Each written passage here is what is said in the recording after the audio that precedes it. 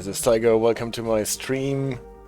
I hope we are live. I cannot say AJ's stream message, but here it is. Thank you so much. Good evening to you, AJ. We are here for our unboxing stream for the DLC that has been released today. TSG's German Crocodile. The green crocodile as compared to the Austrian bloody orange crocodile. I won this HD was first. Yes, and Donut Diplomat, good evening to you. Yeah, I actually jumped into this DLC just a couple of minutes ago, so I have not seen too much so far. But I read through the manual that has been released, so yeah, there is a manual as we are used to from the TSG. There is a nice manual and it is available. CD Radar, Dad enters the room. So hey Dad, what did you do to your couch cushions after all? Let us know. Finally. So, where did the DLC thingy go? Donut Diplomat, you have 1k subs on YouTube. He says to CD Radar, yes he has. That is so great. And yeah, we are going to the Linke Rheinstrecke and we are doing the German Crocodile DLC. Juniper, hey, nice to see you on the chat. And again, the disclaimer, I got this DLC for free from the TG as being an ambassador, but I have not been paid anything for my opinion, and what you will hear is my unfiltered opinion about everything as usual. Didrea says, yes, I wanted to thank you all. So great. Yeah, wonderful. So, what does this DLC do? It gives us actually two locomotives. You can debate whether it is they are two different versions of the locomotive, but it's actually more or less almost two locomotives in a certain way. It acts as two locomotives. In a different way, it does not even give you two different versions. Here it is, the green crocodile, chromium oxide green, or whatever it is called. This dark green that actually fits very well with the concept of this locomotive being considered a crocodile. You do not only get the BR, the Baureihe 194, what is the number that the Deutsche Bundesbahn used starting at the year 1968 for this locomotive that was originally built in 1940, so actually during the war, and yeah, later renumbered and used. With this number, some of them went to Austria, and we have seen them in Austria as the 1020 locomotive here. It is essentially the same thing and obviously modified in a more different way. The Baureihe 194 is the oldest version of this locomotive that we have in the game, and we see this in the cap and with the different things that we can do with this locomotive in the engine room and at the bogies and all that stuff. And in this DLC you do not only get this one, the old version, but you also get a special version with a specific number, the E94 088, what is a heritage preserved locomotive that is still in use for rail tours. And this locomotive specifically, you can, in the one journey that you get, heavy duty it is called. Here you see it, E94 088 introduction. Here you can see this more modernized locomotive that has a full-blown PCB 90 system running.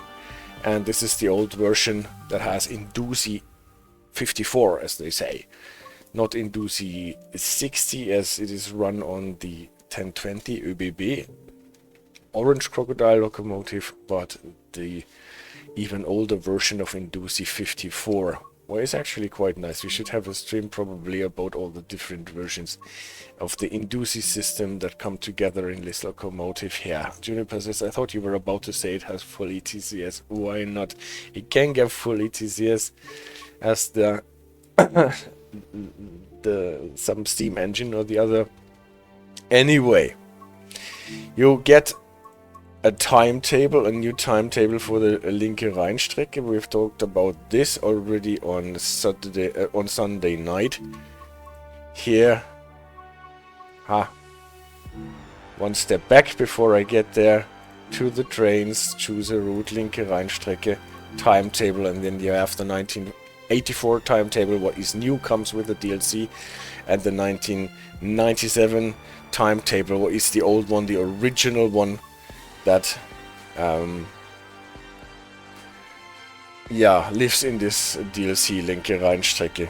I think this information that you get here is quite new, but I don't know. We had a huge update for different features and things. We will still see how this all plays out.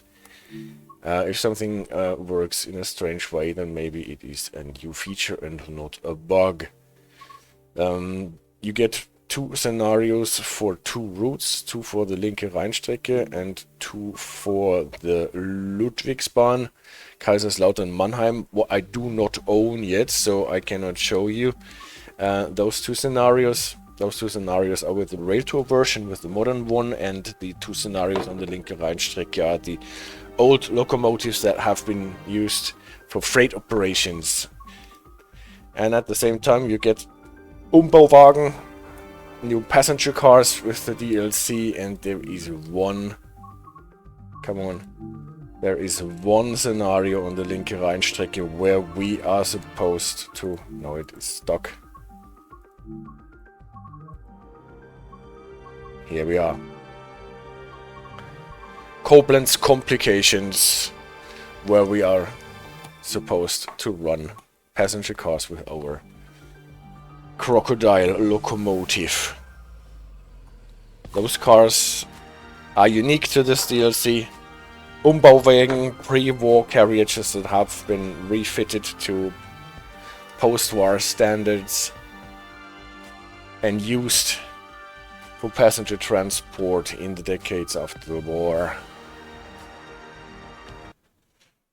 Also, you get 3 different freight cars with this locomotive. One type is actually new. The others are modernized version. One of the local passenger trains has broken down at Koblenz. To provide a service, you've been asked to run a passenger service with your Bacharach 194. Couple up to the coaches on another siding before running empty to Oberwesel. So you can see, this is the cab of the old version with the Indusi display instead of a full-blown PCB 90. And we have already a running locomotive. Everything is set up. We have pressure in our air brake system.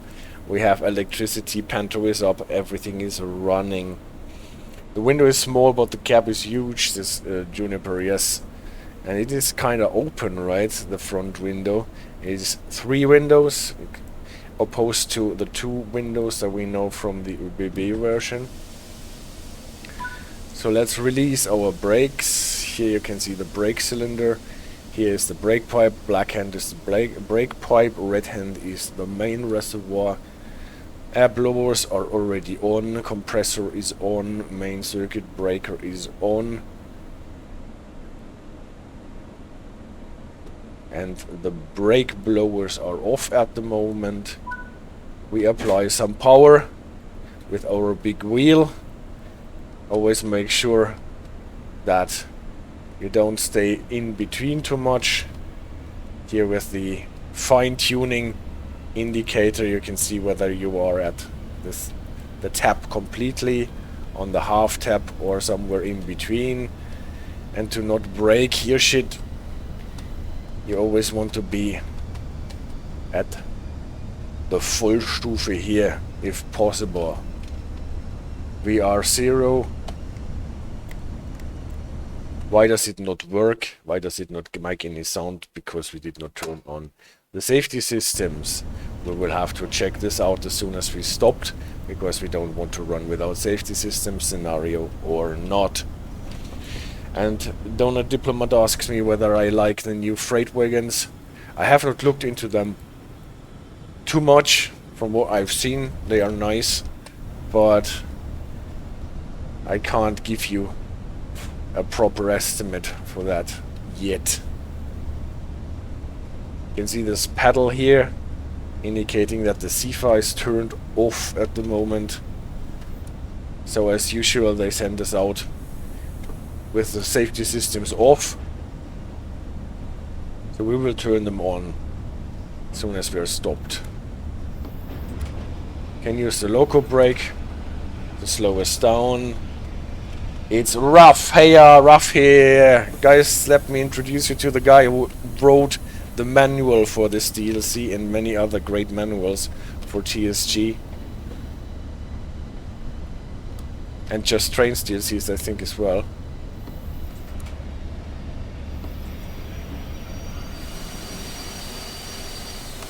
So here we are, as I told you. Oh, it wants us to stop exactly at the 6 meters here. So we have to release the brakes once more and go on a bit more.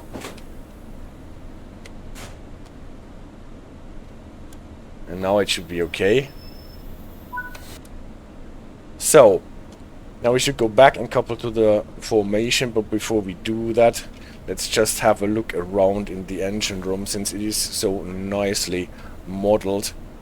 And you can see some difference as compared to the ÖBB 1020 locomotive already here. This thing looks a bit different on the ÖBB. You have only the auxiliary reservoir indicator and the auxiliary compressor that you operate by pressing a button. Here you have a hand switch for the auxiliary for the compressor. Actually, here is the gauge for the auxiliary reservoir. Here's an additional gauge that we just trains are in-house from them. Also, I'm sorry, Ruff, I got this wrong the other day, but you wrote a lot of great manuals for TSG. Yeah, we talked about this indicator here, right? It is called the MCB, the main circuit breaker reservoir gauge. And that is quite unique. I've never seen this before. I don't know why this locomotive needs a specific reservoir only for the main circuit breaker. It can be set here by hand, obviously. And this all has to do with the cold start procedure.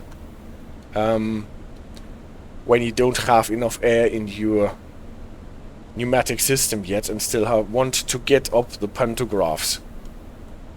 You have all the overload relays here for the Feinregler, for the earth current that can actually be tripped.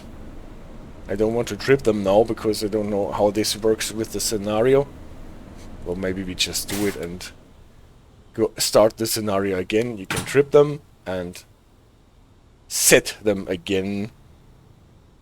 Yeah, you use this MCB button if you pump the pantograph up. Yep, that is true. Camille, hello, nice to see you. The auxiliary compressor is the black knob above the gauge.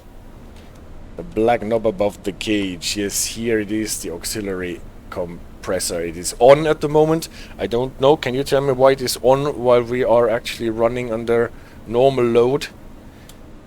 Shouldn't we turn it off to not overload the battery or do something with it? Because we don't really need the auxiliary compressor. If we have the main compressor running and connection to the overhead catenary.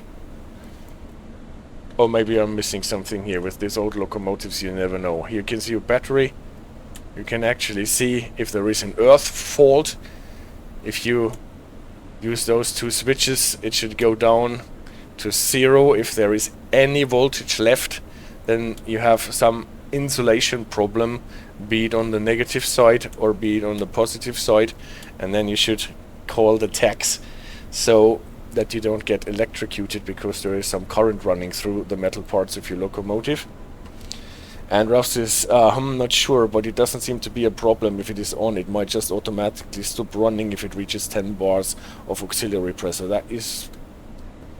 maybe it is the case, yeah.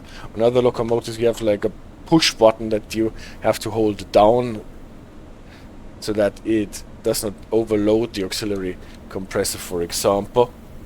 See the I call 61016 for the techs. Yeah, we don't need to. They go down to 0 nicely, so there is no earth fault on either side. Here you can find one of the Sifa switches. Here the main circuit breaker for the Sifa is tripped. We have to set it if you want to use our Sifa. But that is not enough yet, actually, for using the Sifa so that the Sifa works and can stop the train. Actually, we have to go on the outside, as we know that from the ÖBB 1020, have to unisolate the switch here. Otherwise the Sifa might make sounds, but it can't stop the train and cannot interfere with the brake system. So that was the Sifa here. And there is even a third switch that we have to set for the Sifa to work, and that is that one here. The fault switch, where we can switch off the Sifa if there is something wrong with it. And the nice thing is, if we switch this switch, then everyone from the outside can see that this vehicle is running without the working Sifa. It's a working principle that has been used on the old London Underground trains, for example, if you remember that. The 1938 stock, a switch that is connected with a visual sign for people on the outside. Yeah, this is this in the hand pump procedure that Ruff just mentioned is a very nice thing also. So in case the auxiliary compressor does not give you enough pressure to get the pantographs up, you can set the pantograph air supply selector from normal to hand pump. And you can see now they should have actually come down, at least. Main circuit breaker tripped and we lost all the power connection.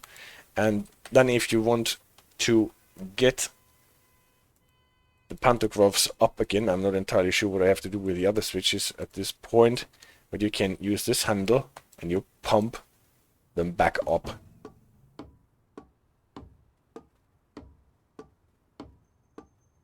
You pump. And, well, actually we can pump from our driving position. Look at it from the outside. They are slowly coming up. Not entirely sure what I have to do with the main switch for the main circuit breaker at this point, and for the pantographs. They probably have to be in a certain position for it to work properly. But we can pump them up. So we're actually like inflating our sun bed. We are getting the pantograph up. And we have to pump a bit more.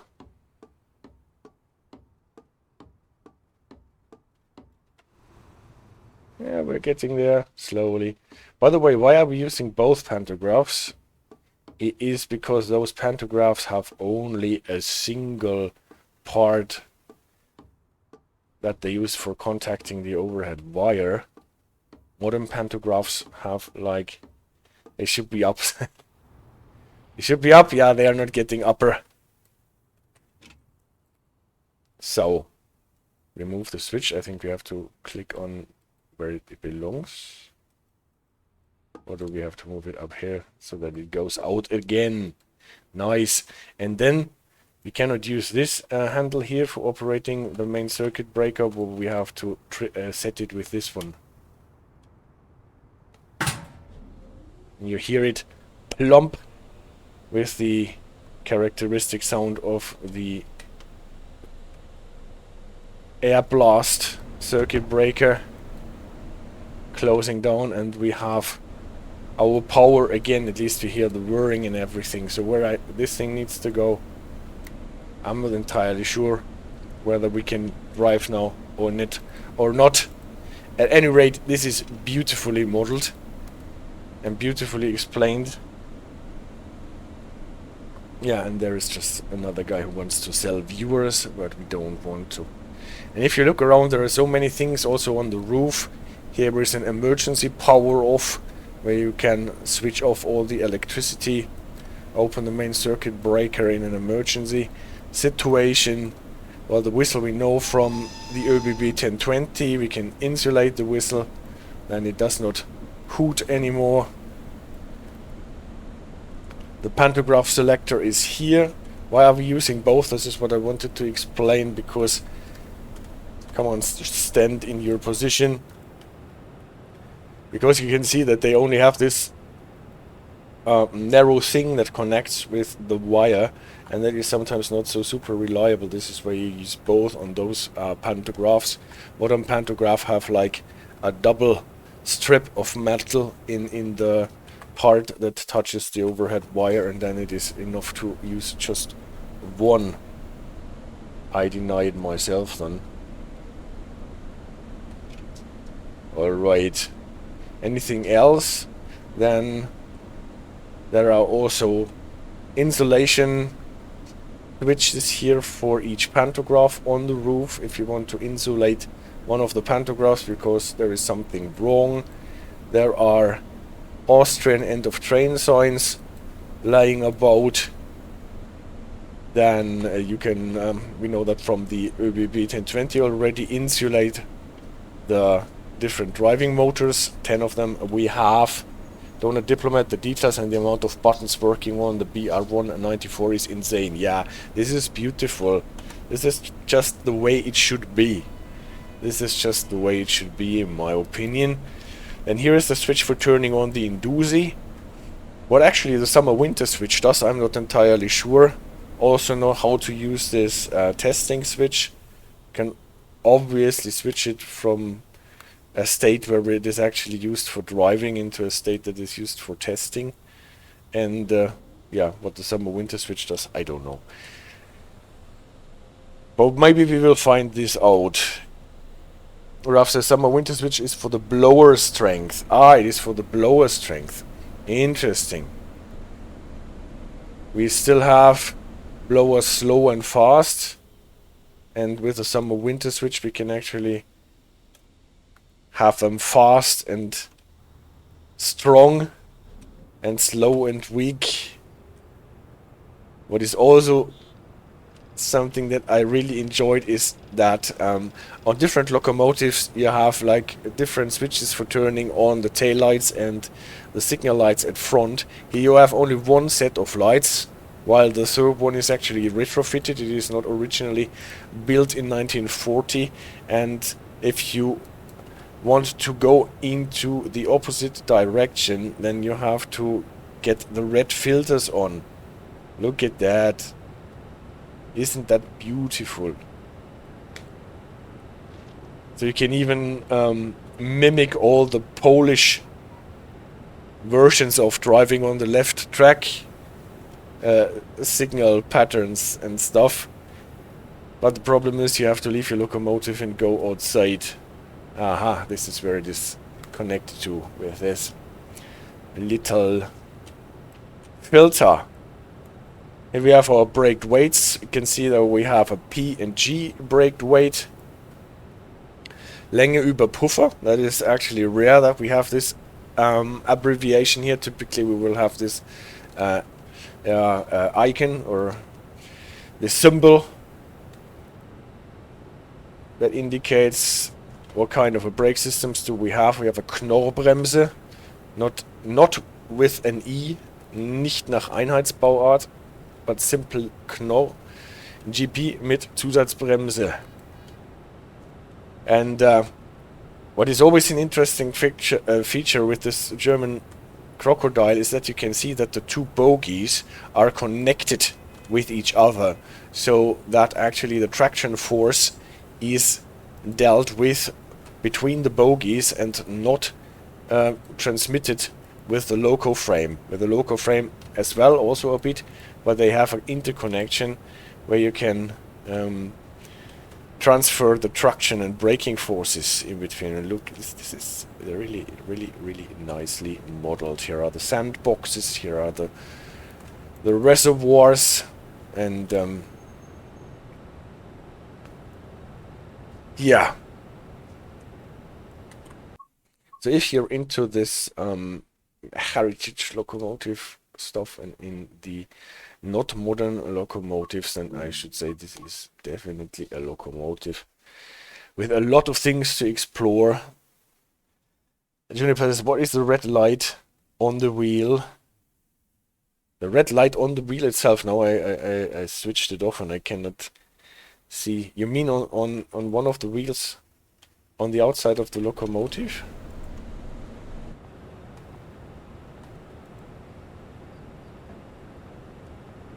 red light on the wheel.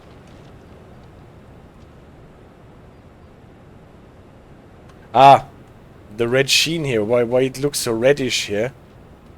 Where this comes from, I cannot really tell you where there's a red shimmer coming in. Maybe this is some reflection from the red signal lights that we have here at the end. Maybe the red filter is somehow reflecting the light back at the wheel.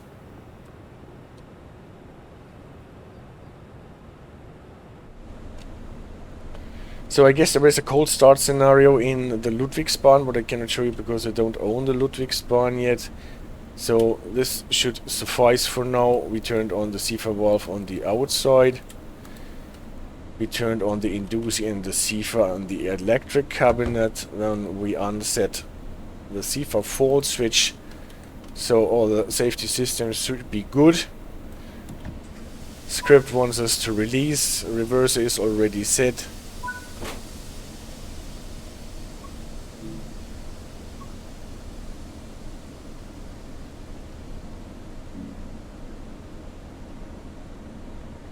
We can go. This time a bit faster, and hopefully we will get actually an Indusi thingy working.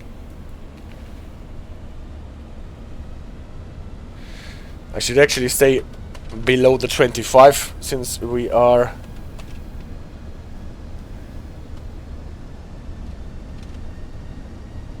probably a shunting service still. And Raf says that is peculiar with the red sheen.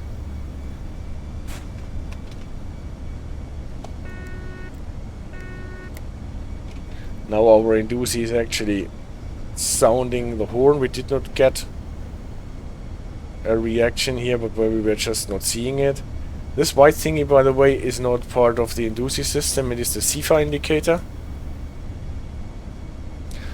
that lights up after a while if we did not operate our Sifa pedal properly, or one of the holdover buttons that there are. Wiper switch, by the way, is here if you don't want to operate it by hand. There's also a wiper switch here on the back. Why there is one, if it is only for circuit breaker purposes, I have no idea. Let's see if it works if we switch the wiper switch off. It is off actually. It is switched off and it can be switched on anyway. So it's not a main circuit, it's not a circuit breaker for the wiper. So what wipers that are, I cannot tell you at the moment.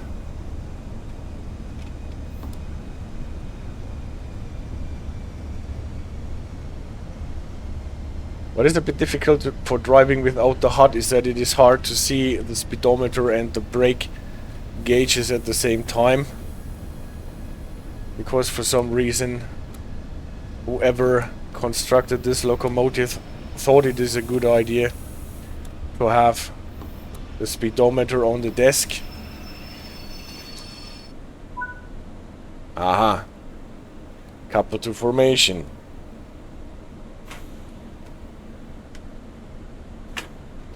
We're not switching cabs, we're going backwards because we have most probably Hank on board and he can look out of the rear window. SH1 is already set for us, that is nice. Nevertheless, every time when we switch directions while shunting, it can't hurt contacting the signaler. And then let's go.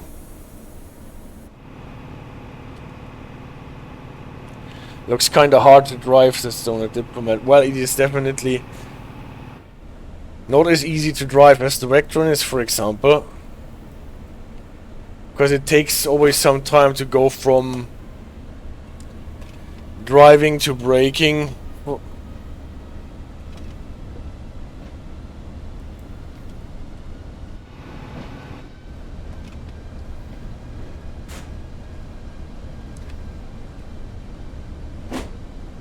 And you can't leave your setting in the half stage for too long, otherwise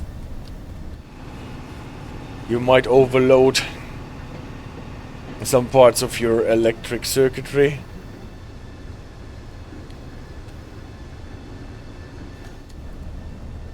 So let's see where those wipers here actually wipe.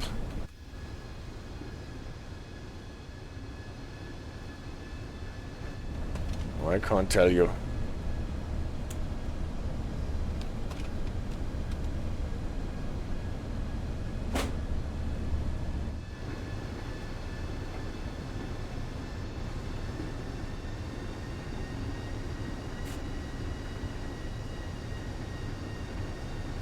So, Hank has to check whether all the switches are in the proper place. Well, they are obviously in the proper place, but they also have the proper setting. If we could only rely on those switch indicators. They sometimes have a way of switching on approach, but here it works quite well.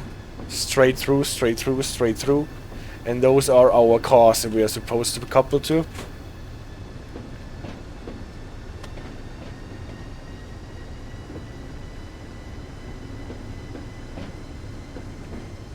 In the background, one of the 110 locomotives with the white bib that is native to the Left Rhine DLC.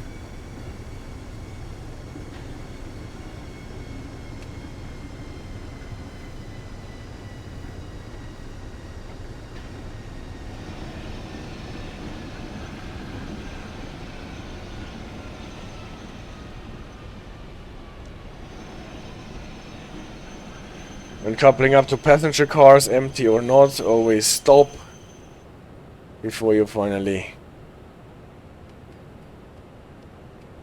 can connect to them with a bit of local brake typically, so that you don't get bounced away. Don't forget to turn off the power again and then apply some of your brakes in case the brake pipe on the cars is filled easily and the cars run away. We don't want to have this. Just look into those Umbauwägen a bit.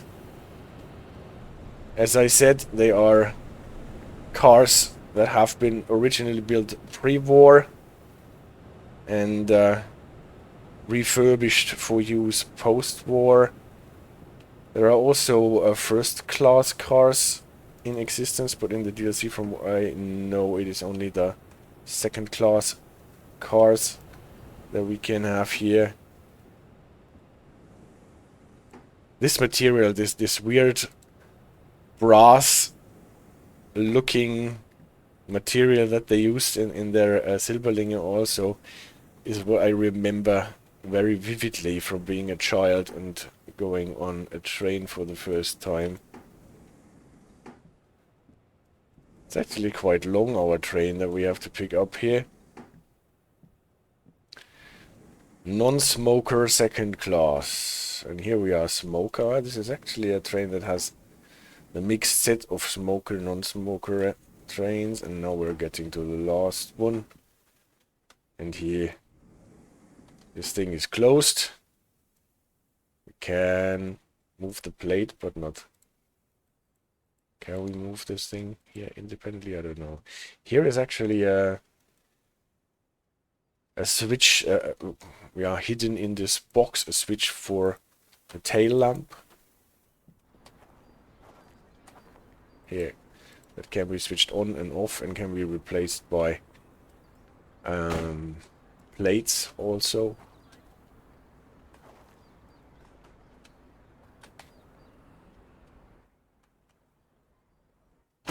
So cars always roller blinds look all the way down.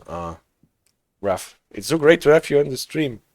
Yeah, gangway roller blind. There it is. Here we can pull it upside, and then you can move this plate that covers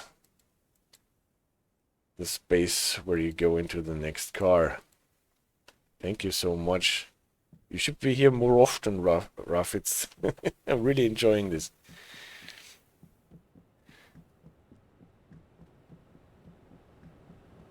Okay, then let's run back because we're probably already late because of all our investigating. No worries, I may try this. At any rate, if there are any new TSG DLCs, or if you're doing stuff when we are celebrating the great work in modeling things that we don't fully understand.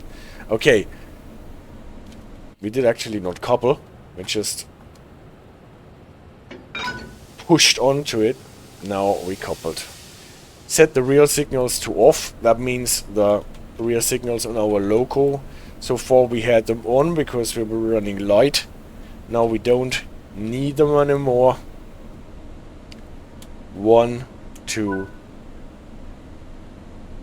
And the top was not on because it was the rear light anyway. Oops, that was the door for the outside. Hopefully one day some expert Bacharach 101. Oh yeah.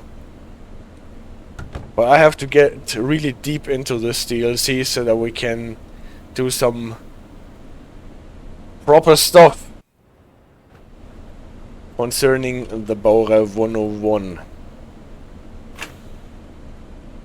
So far I've only slightly touched it myself. Alright, to the front, contact signaler. I'm gonna be working on an update to the manual for it. It's been long overdue. Hello fellow rail fans, that's Choo Choo Bob 1212. Hello to you, thanks you for appearing on the chat for the first time. Alright, signaler allowed us to pass. We are a train now, probably no longer a shunting service. We can release the brakes and then start our way to Oberwesel, where we might actually pick up some passengers that are wondering where we are actually staying. One thing is a bit weird sometimes. If you go in with camera number 1, you have a much bigger view of the cab as compared to when scrolling in with the wheel and scrolling out again. I can scroll out and I'm not getting this view that I got when I came in from the outside view. Because with this setting here I can actually see the speed clock and the brake gauges at the same time. Yeah, it has. Dezoomed view seems like a core thing they had to improvise around. I see. And this only works if we're coming in from outside camera.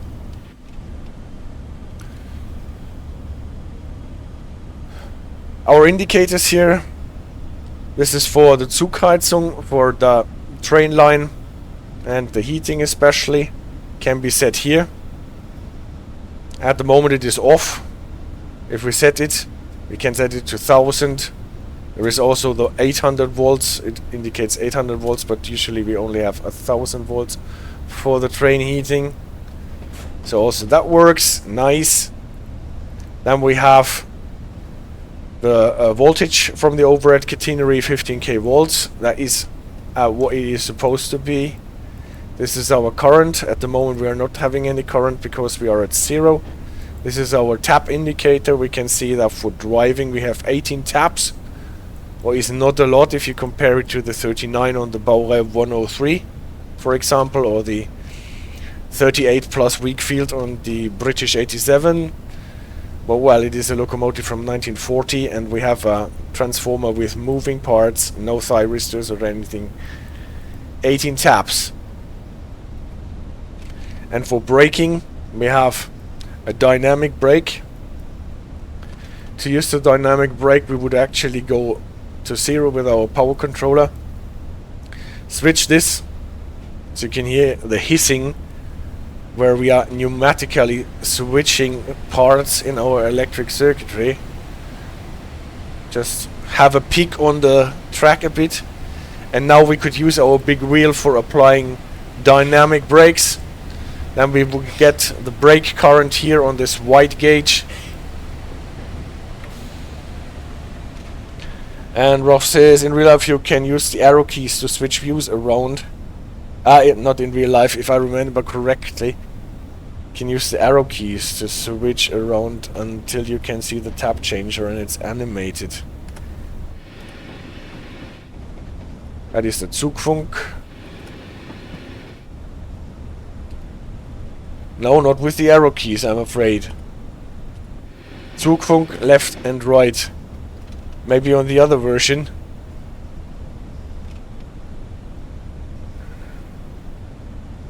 Maybe the tab menu.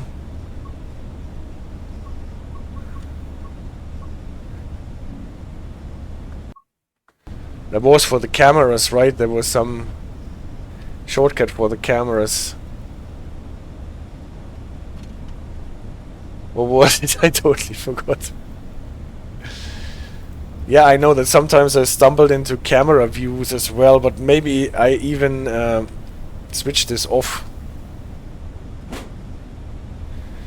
And in one of the tutorial scenarios, they tell you that you can see the animated tab changer. But it is always a bit hard to run around while driving the locomotive. Are we out on the open track? Yeah, long ago, so we can actually crank up our power to get up to speed. Future Bob, one thing I feel Dovetail needs to focus on is slow down on all the German stuff. If you look at most of the content created by the devs of the game, 70-80% is UK and German stuff. Now I have nothing against it. I just feel they need to take a break and make content from other areas just to catch up on amount of content. And Raf says very correctly, this is third party. This is because you have Just Trains and you have TSG, and they are so good in creating the content. It is not a secret that most people in the community consider Just Trains and TSG DLCs much superior. But I totally agree. They should have someone like Just Trains and TSG for American content, for example. I came into the game with American content, Sandpatch great. And this is what got me into trains and train simulation in the first place. And I would love to have more American content, more American locomotives and trains that are modeled and implemented in a way as the 87 by Just Trains or this locomotive by TSG. But for that you actually have to know all the stuff about it, and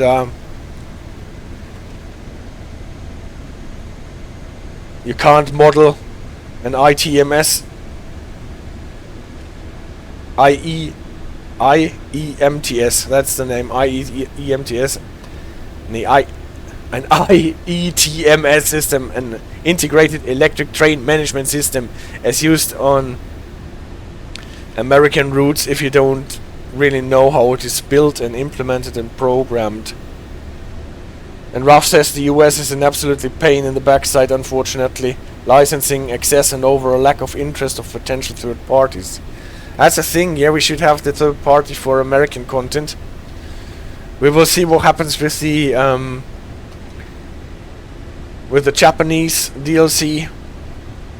What I can imagine is a pain in the backside to understand all the sources that there are for the Japanese trains and the Japanese system. For Germany, I can access all the directives from Infrago.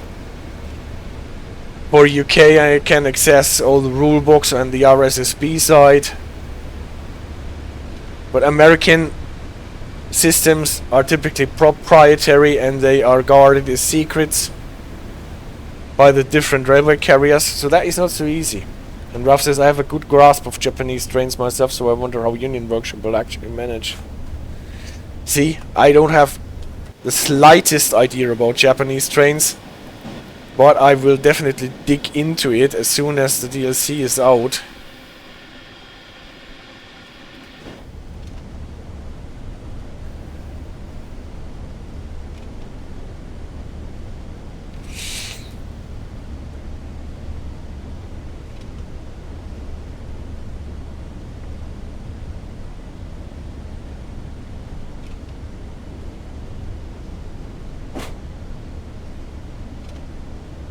Who knows, maybe Union Workshop will want a manual from you. Yeah, why not?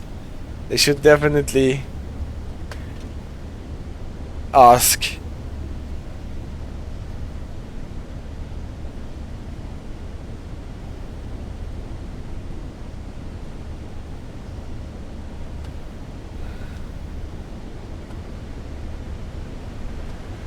I thought I blew my main circuit breaker, but no, I have some power still left. Yeah, and with the Dutch stuff, we will see what if there is a follow-up for the Dutch stuff. The Dutch route was nice, was really good. As you can see, I made 4 videos about it. And still a lot of things that are covered in my signaling videos are not implemented yet. Still have to see the slope signaling.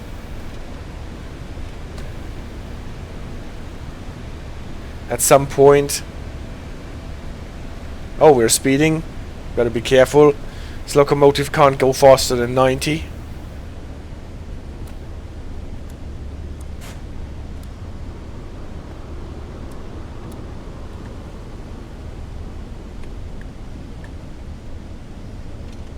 Donut Diplomat, I found the key shortcut for the cams. It's E with an accent aigu. I don't know if you have it. It's like next to the 9. But you must have a different keyboard layout that I have.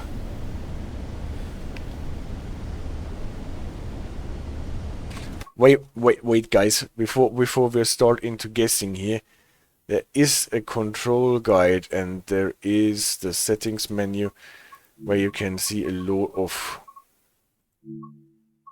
You have QWERTZ?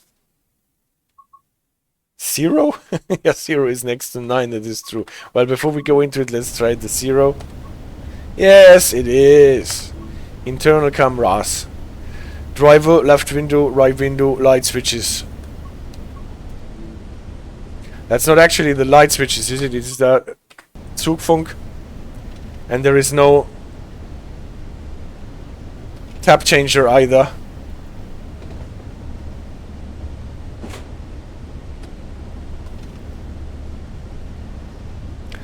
Maybe it is on the other locomotive, on the Railtour version.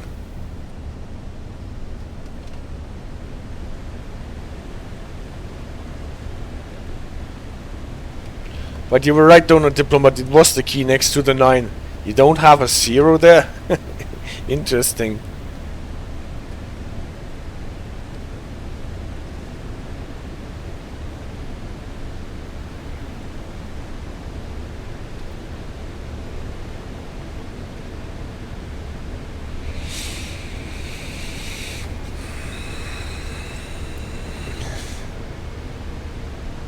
We have the CD reader, alright.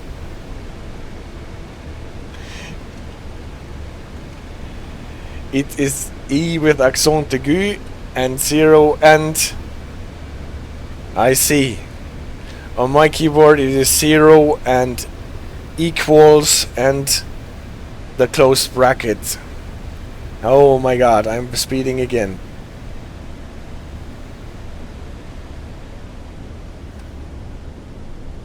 It is not a locomotive that you can drive with your attention on 3 other things at the same time. It always comes with a bit of a latency. You crank up your wheel and then the tap changer follows suit. And after a couple of seconds you're speeding. The most fun is 5 though. What is 5?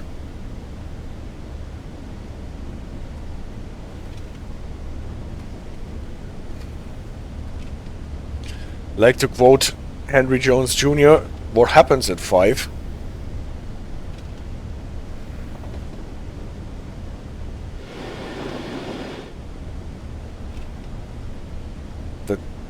tunnel audio simulation.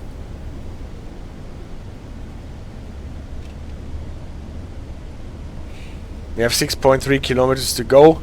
Not that I miss our stop.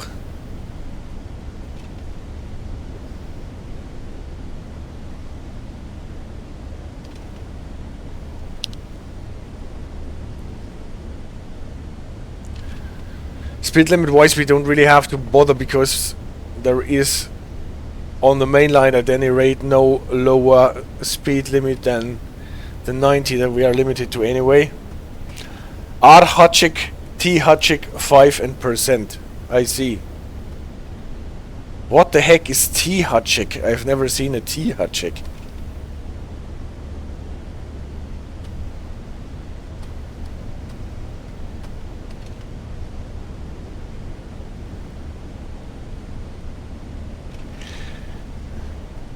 Considering that, oh, you have T Hutchik there as well.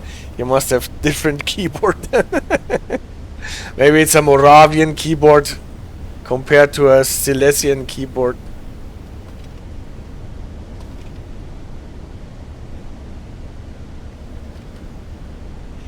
And CD radar smiles all over the place.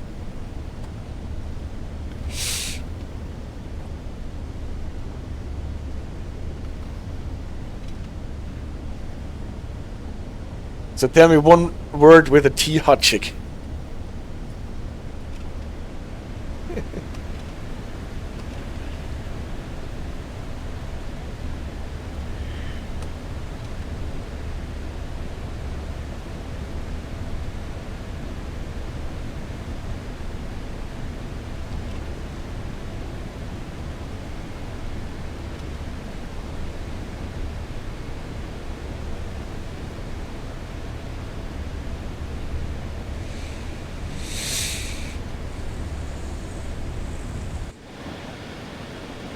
Let's have some externals.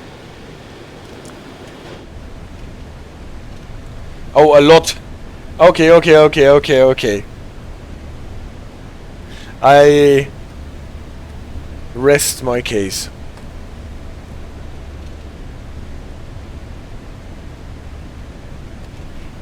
Those are good words.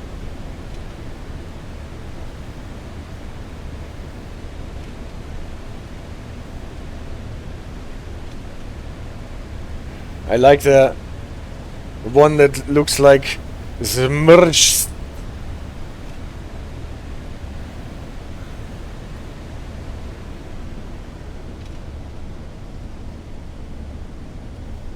That must be some specific grammatical ending, right? That ends in a T Hutchik that you don't see in the dictionary too much.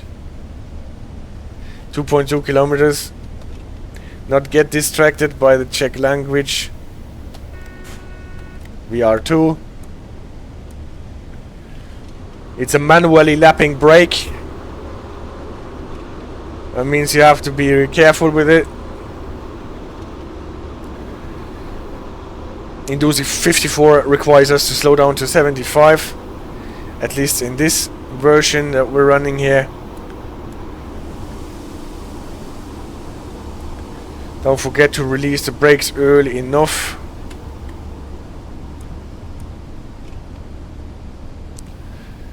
So that you don't stall your train.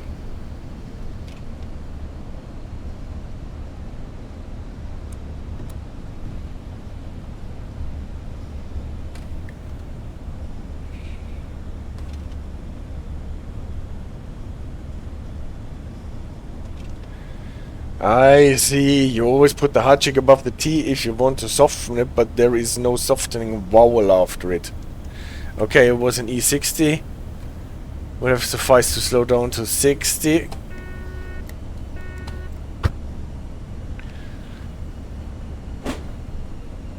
Holy moly, we're having Czech lectures instead of Trains in World 5 lectures. Well, I need something to keep my brain busy if I'm only doing 3 things at the same time.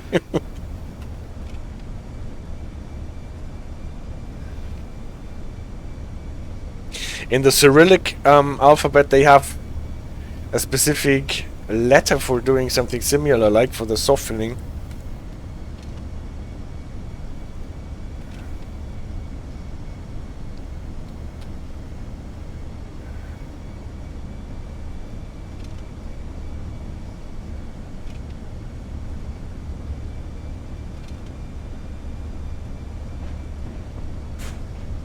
And now I would need to know how it is pronounced to soften a T. Rough. There's a soft and a hard sound marker. Yeah, I don't know any Slavic language, but I know how to read Cyrillic. Yeah, it's a bit the same with me.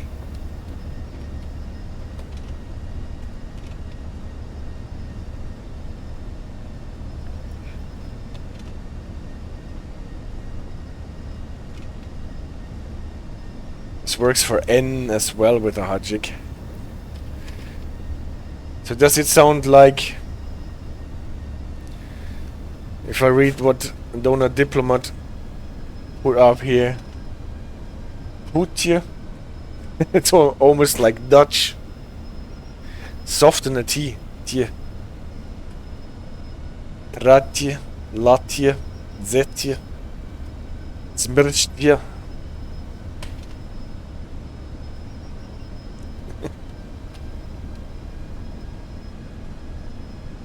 Actually, not that bad. Thank you. It's your sign to learn a Slavic language if you can and read Cyrillic. You're better than 90% of the strangers. Thank you so much, Donut Diplomat.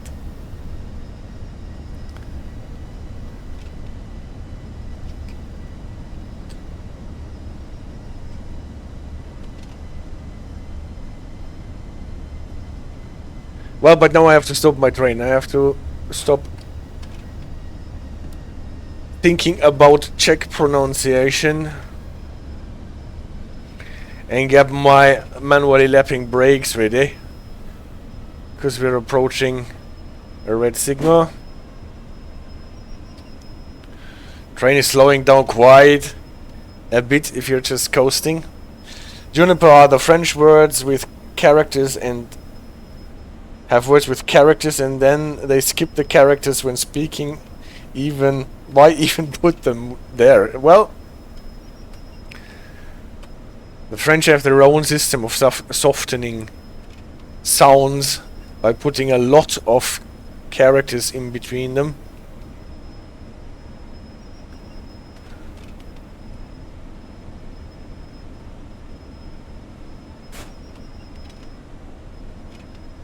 As a French speaker, I couldn't tell you myself it's as confusing as it looks. Oh, my train is stalling. Come on. Come on, come on, come on. Go to your stopping position. Don't really have to brake anything here. Train has so much drag.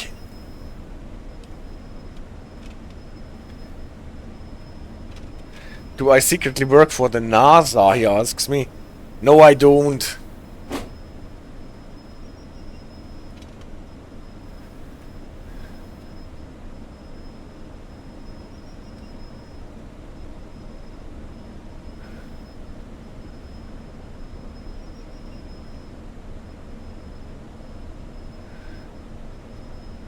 Well, I would like to. I wouldn't mind working for the NASA.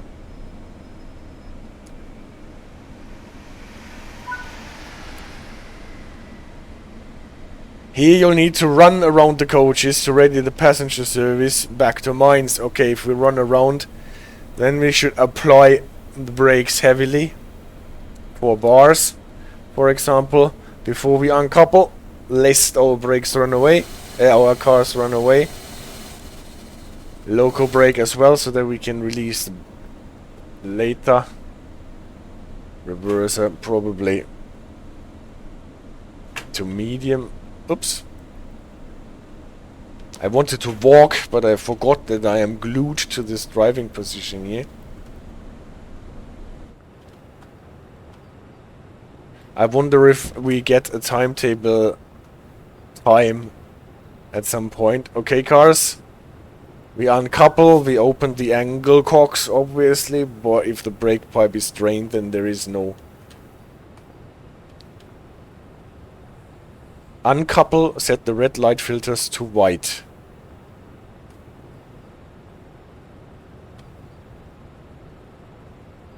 Which ones? Those?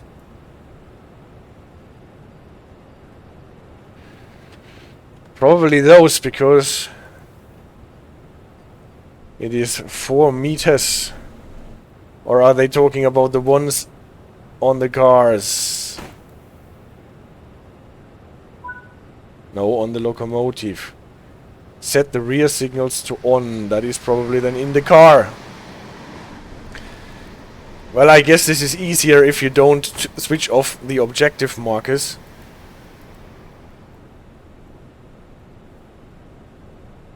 No. This is automatic anyway. And it is probably on the locomotive after all.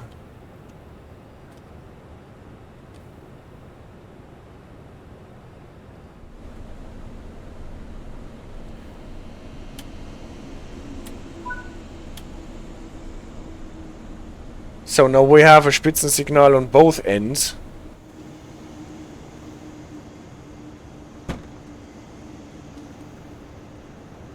Why would we want to have this? Well, let's just follow the script. We will see where we end up with this.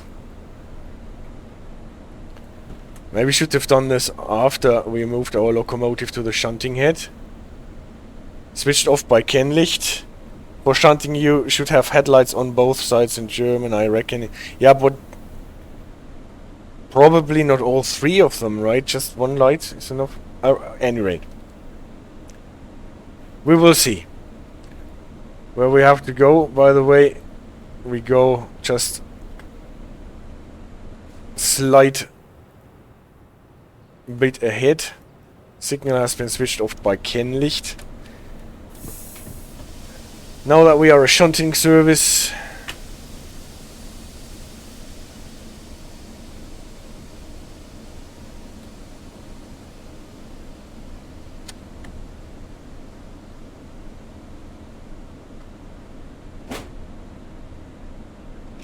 so it's okay that we don't keep on the red lights, because otherwise we would have a Zugschluss at the end of our locomotive, while at the same time there are cars left behind on the track. So we cannot have a Zugschluss if there are vehicles behind us on the track. So I don't know where to go. There is no marker at the moment.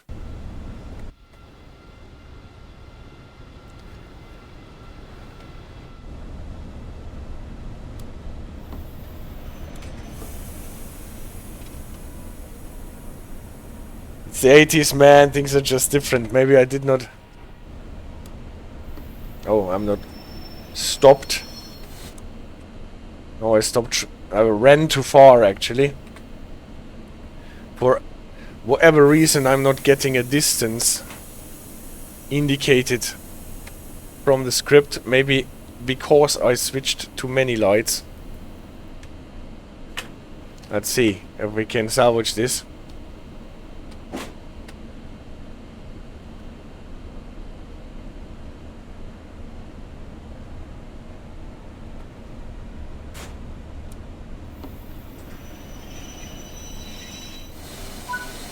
Okay, we're salvaged. Get the train brake to neutral. Set the brake key to locked. Okay, we're changing caps as it seems. Set the master switch to off. Set the pantograph valve to locked.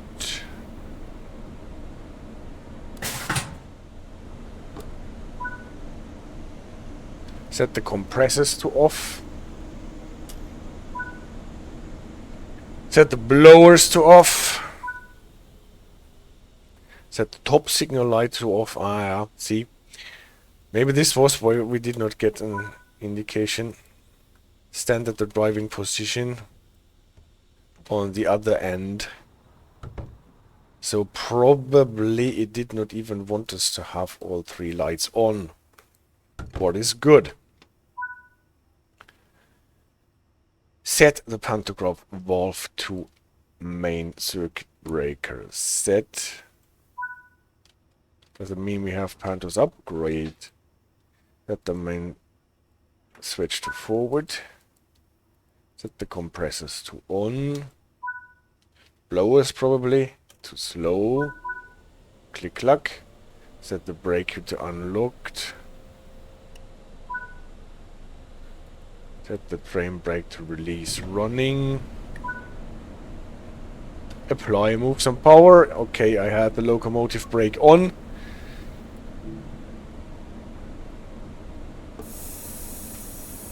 Because I always like to do this when changing ends. So it's not releasing completely. Why is that?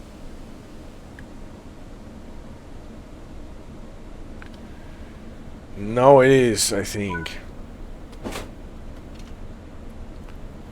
Now we're running around. Shunting around, limit to 25.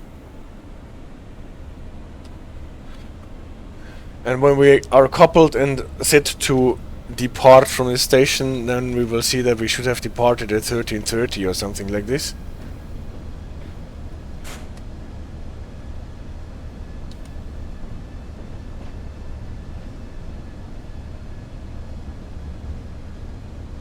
You can see 13:55 we would stop at the next station already.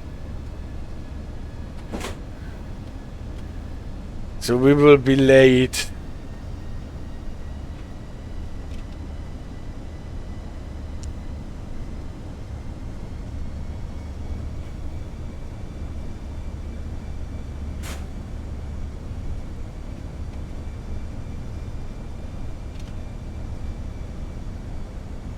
Oh no, anyways, he says.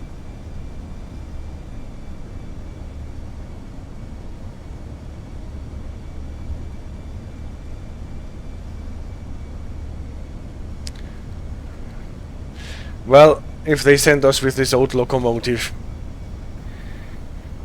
to move the passengers, then they have to accept it. By the way, we still have the Sifa ball switch on.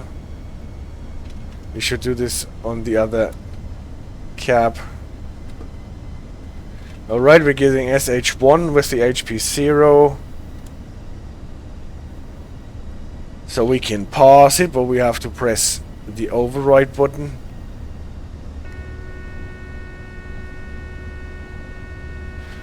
Override functionality was in Indusi 54, but it did not have the white indicator. This white indicator is for Sifa, and the Befehl 40 white indicator just came later. With the...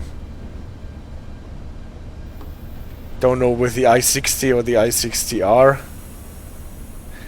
At any rate, it was not part of the i60 in the beginning.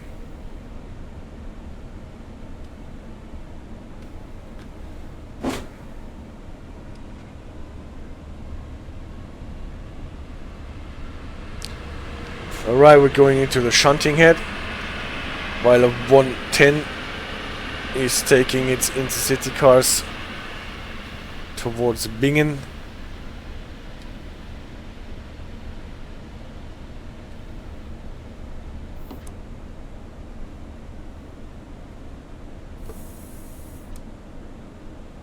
With a block approaching, and we have to go really close.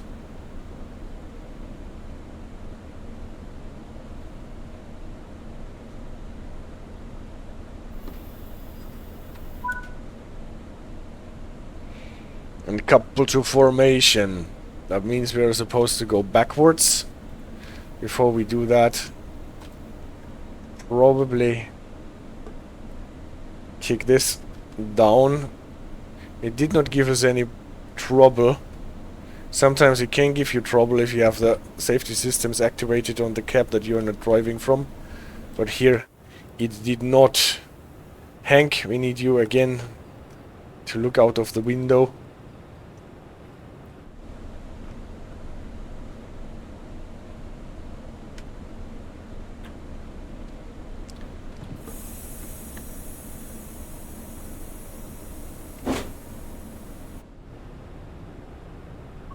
what I said, never forget to announce going backwards. And here we would have spatted at this dwarf had we not contacted the signaler.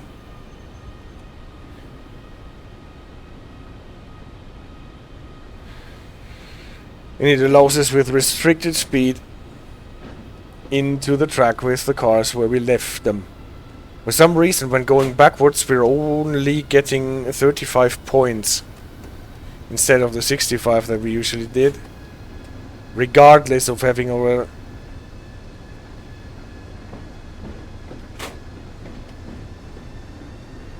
safety systems on and wipers and whatever.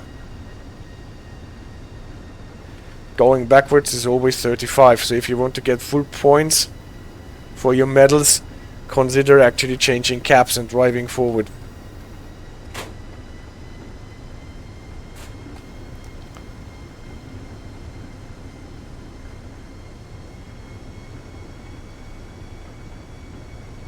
Coasting.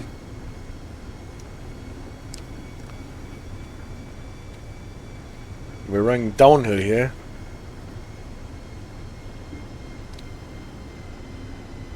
Good thing we didn't get a 1000 Hertz monitoring, because that looks like a 500 Hertz magnet here. That should actually be active, but without a 1000 Hertz we're not getting a 500.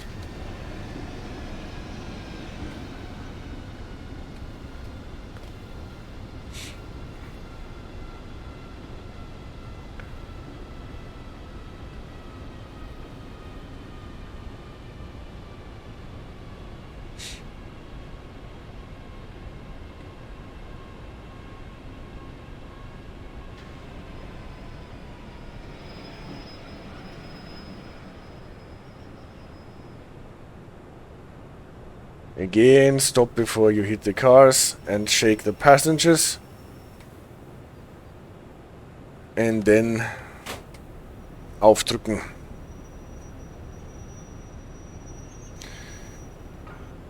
With an itsy bitsy amount of force and a local brake.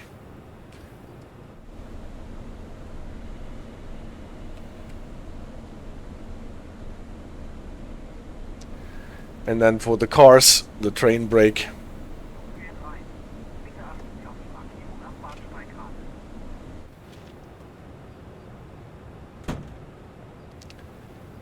We couple up, then we probably have to switch off the signal lights again. The brake test is skipped here. Probably we should have a brake test after coupling the locomotive on this end again. The rear signal lights to off. Top one we already switched off. And here we go. Set the train heating to 1000 volts. Oh, we did not need the train heating because we were running empty. Alright.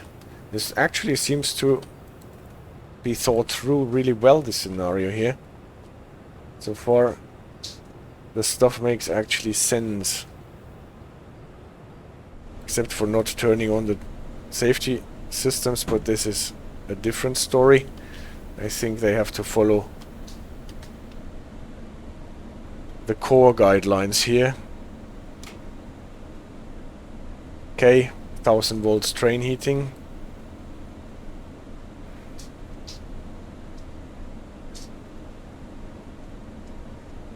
Set the train heating to 1000 volts. Train heat set. Is there a set button still? And we have to push. Is it not enough to just turn on the heating here?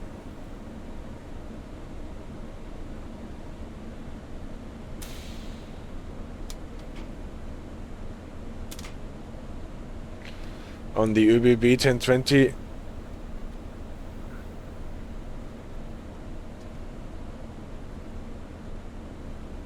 or do they want us to do it on the rear cab?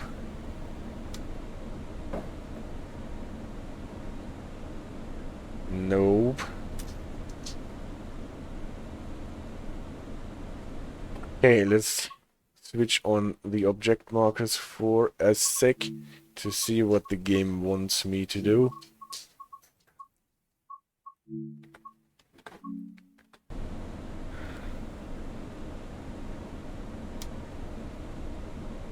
Oh, it is that one.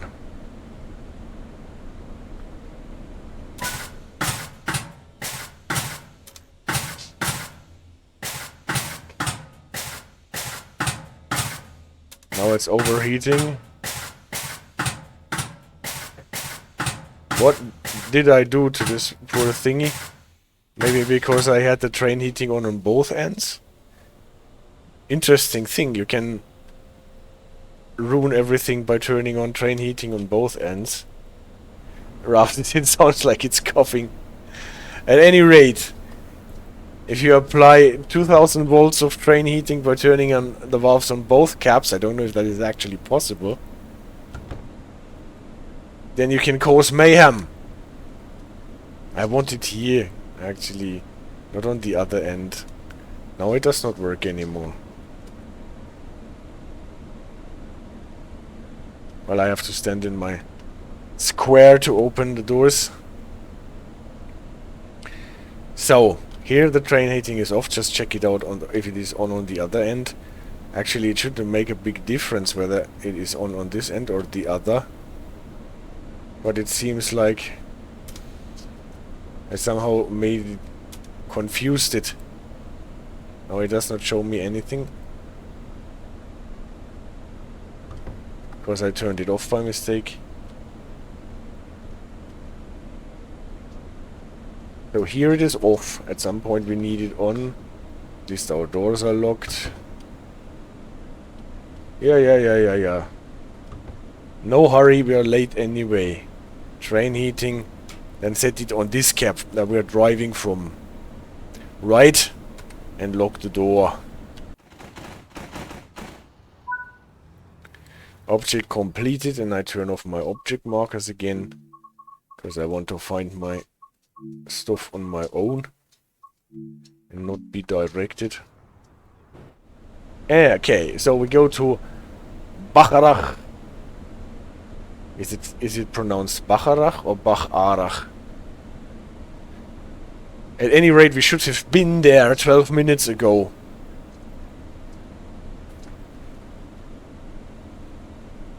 So no pressure. We probably won't make it in time.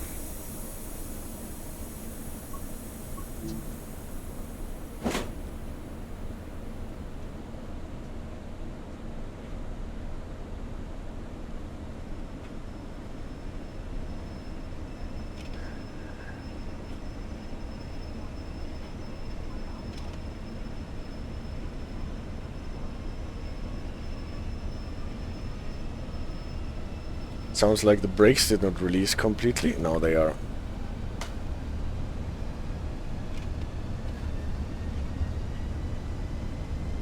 Do we have a speed limit here? 60 until we are out of the station. Alright.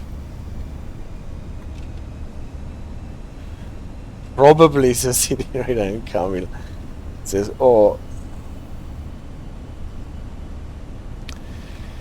RIP.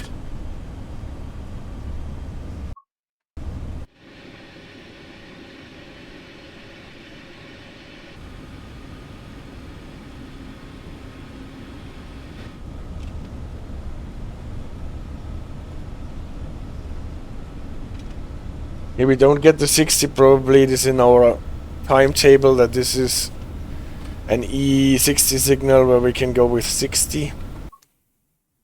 At any rate, the switch allows it.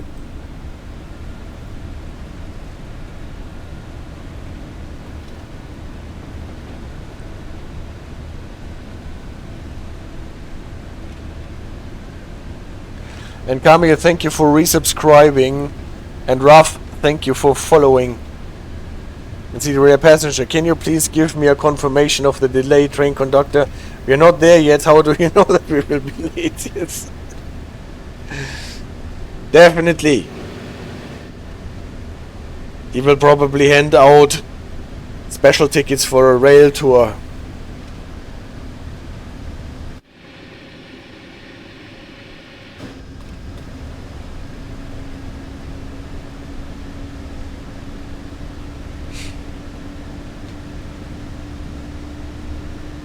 Anyway, get this train home.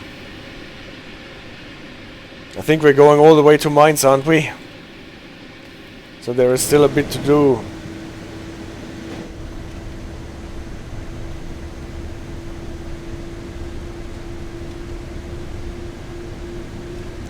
Deutschland tickets. Well, you can make fun of Deutsche Bahn, but the Deutschland ticket is one of the most ingenious and helpful things that have ever been introduced in the past years.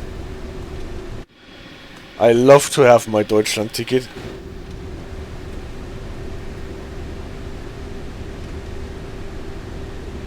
Just being able to go to the next station and hop on any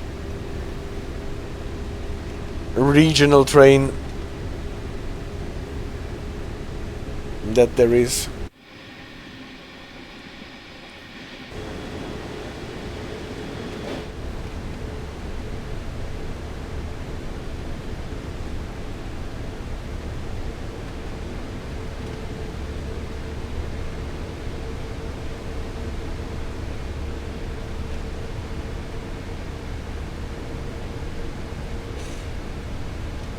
LF6 for 12. This does not bother us at all.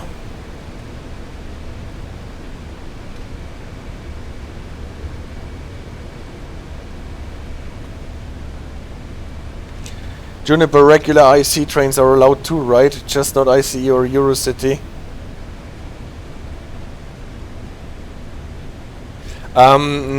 Normally not, no. Regular IC trains are not included. Everything that is Fernverkehr is not. Sometimes you have IC trains that run in place of Regionalexpress trains. Then they are included. But typically IC is excluded from the Deutschland ticket. And oh yeah, I like the OV chip card. What is that? Donor Diplomat said, when in Czechia we have the same, but you can hop on any domestic trains. And by any, I mean any. Okay. That is cool. How much is it?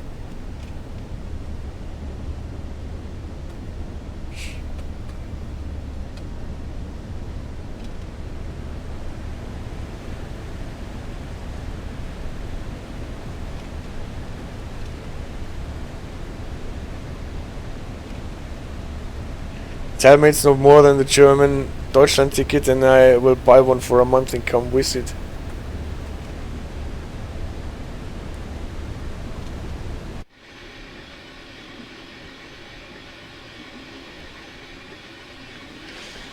Enjoying the Rhine Valley. Did we actually get any passengers in our car? We did not get too many passengers, did we? They all already went by the replacement buses. Woo! That was the 111 from Mittenwaldbahn layering in the beige and ocean blue livery. Ah, by the way, I cannot show you the 218. They got a new livery with this DLC by courtesy of TSG, because I don't own the 218 DLC yet. But if you do own it, then you have additional fun. Oh, I should have stopped here. Oh la la la la. I'm sorry we couldn't stop here because we have to make up for lost time, and there are no passengers on board anyway.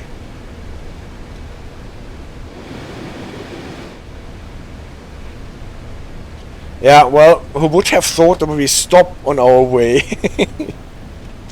It's like 35 euros per family, 2 members older than 15 and 3 below 15.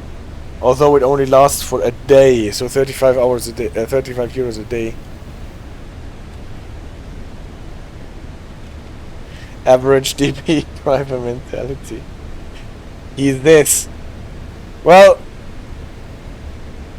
I take this as a warning sign, and we actually will stop at Niederreimbach.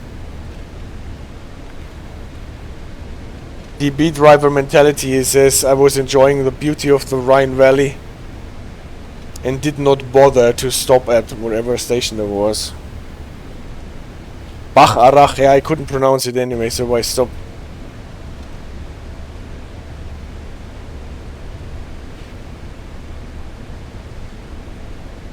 So let's see how this works with the brakes. Manually lapping brakes are always a bit cumbersome. And accidentally miss the stop. Yeah, well, happens.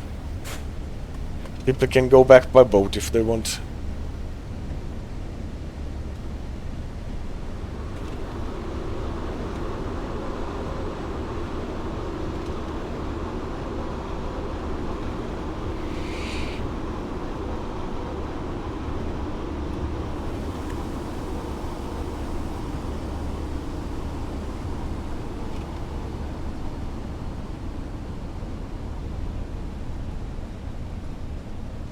Brakes seem to be single release.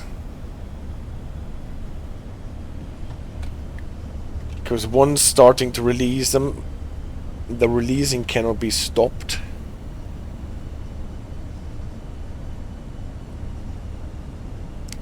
But they release it anyway, that is good.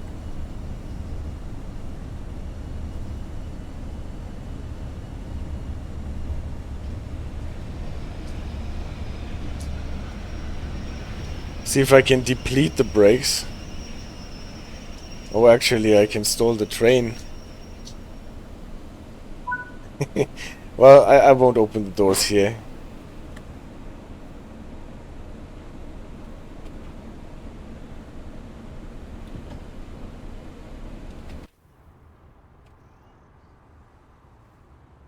We can get off the locomotive at any rate, but that is not good enough. Better no stop than this stop. That is true. I will not open the doors. It's...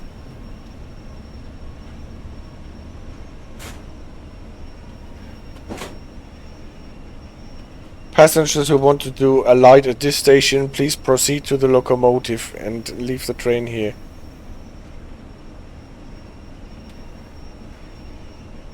Well, they actually attack quite fast, those brakes. I thought I would just give it a slide. Don't give TB drivers ideas, please.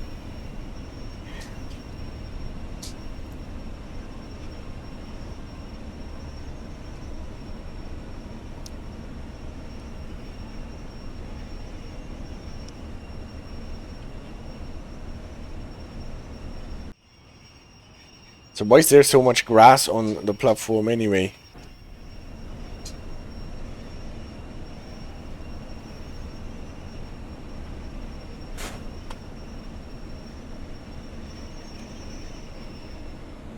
I see only one bar in the brake cylinders and tack, the train sits there.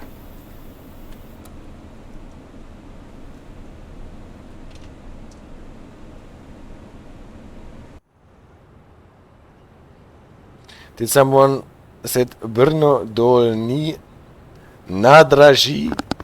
No, I didn't say that. I wouldn't know why I should say something like this.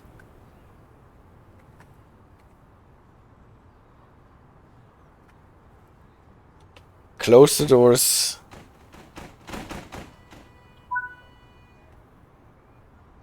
You said so much grass on the platform, alright. Well, that is at least true. So, we have more stops where we can practice the stopping.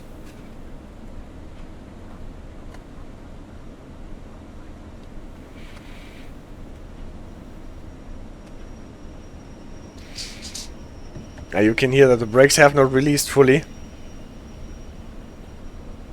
No, they are.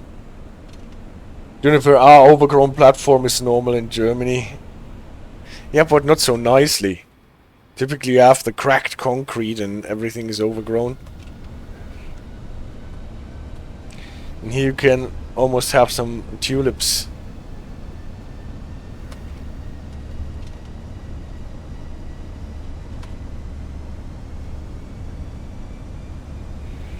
Alright, push that baby a bit.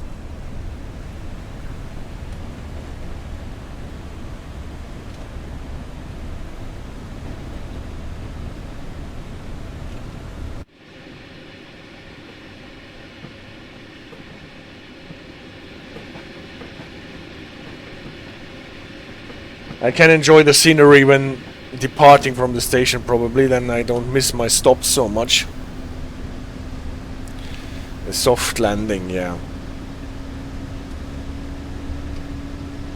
The brakes are actually quite strong, I should say.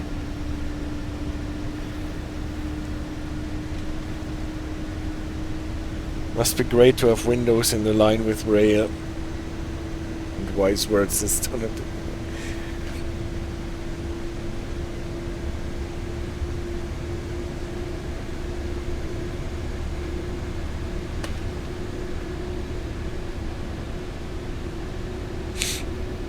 Let's actually try if we can mix the brakes, if we can use the dynamic brakes and then the air brakes to slow down at the next stop. It seems to be a bit piddly with all the stuff that we have to handle, but why not? Let's try anyway.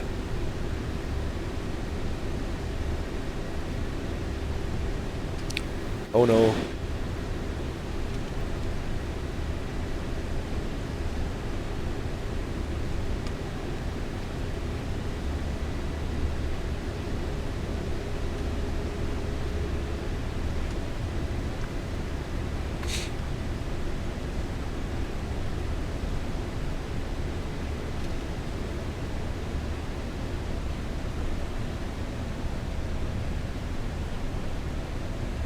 .4 kilometers. Better not forget to stop here in Treuchtlingshausen.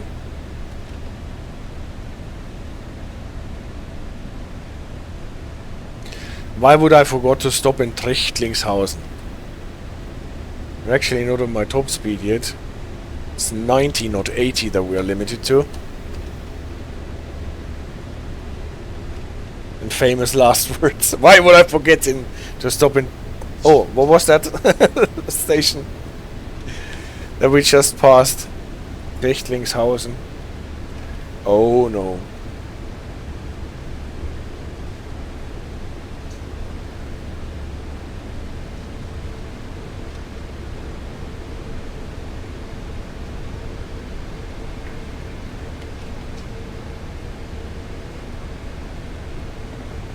Okay.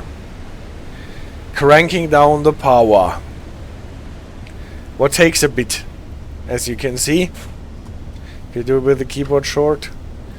Switch to braking. Crank it up.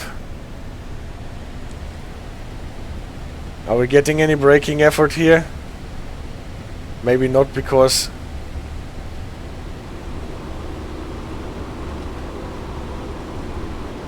I did it too fast.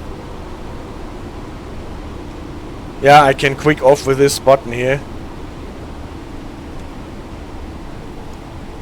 Maybe I should have done, because we did not get any Bremsstrom.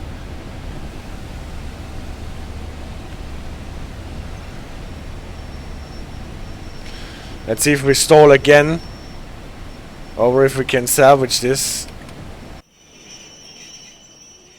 Now we stall it again. Those brakes, they don't release quickly. They just stick. Gotta get used to this. Oh, we're still on brakes. I cannot accelerate if we're still on braking.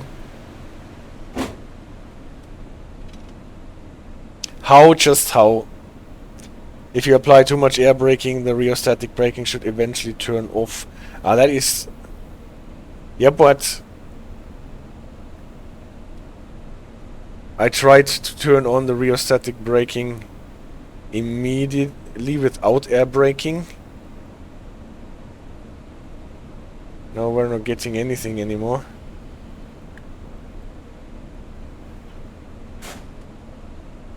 We can't be too quick with this stuff. Motoring. 0. Forward.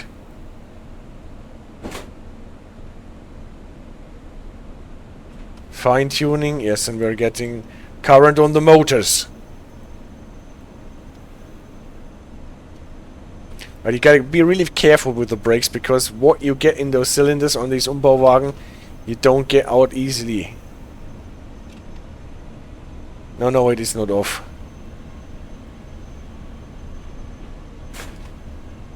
I guess it has some switching time from braking to motoring.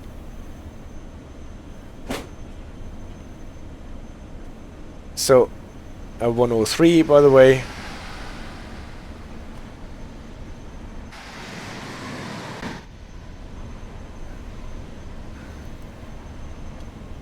So now that we're going further ahead, we can go to those people so that they don't have to walk all the way back to our train.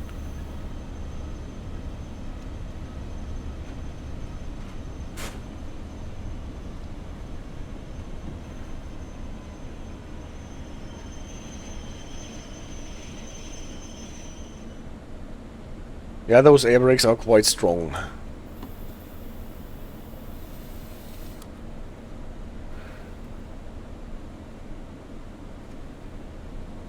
Ladies and gentlemen, I have good news and bad news. The good news is we will be landing immediately, and bad news is it's a crash landing. Well, those are the things that you have to live with.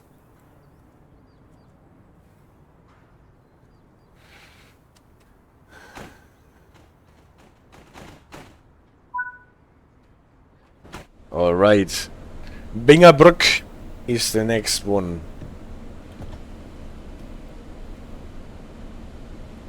Release the train brake. Release the loco brake. Apply the power.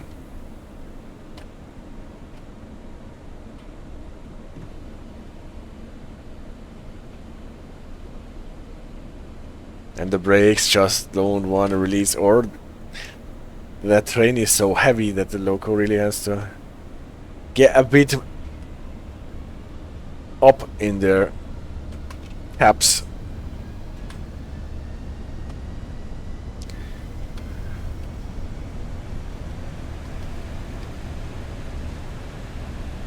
But that is okay. So unlike with the later versions, we only have amperage indicators for the whole bogie, the Motorgruppe, while on the more modern version we have one of these amperage indicators for each driving motor separately. Juniper, is there a button for opening and closing doors? If not, how it is done in real life in 84? In 84 it is done by the passengers as far as opening the doors after the lock has been released, and the closing is done by the guard with a vierkant. This is actually, as if I remember correctly, implemented here in the game, so if you're playing guard mode you can do this. Closing the doors, blowing your whistle from inside the train. What is a bit unusual, from what I remember, they were blowing the whistle outside and then hop on the train and close the door.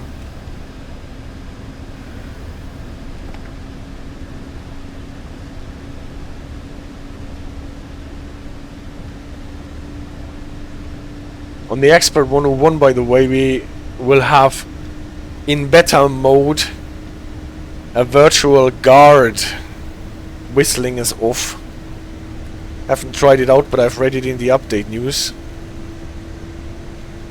Will be interesting to see how this works.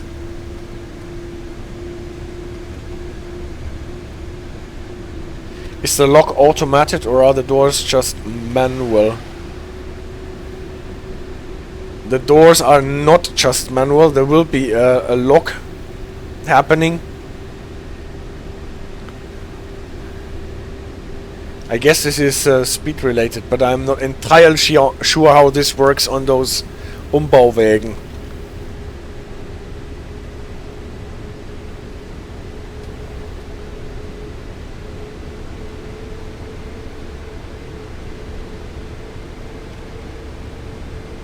Can't see my speed clock.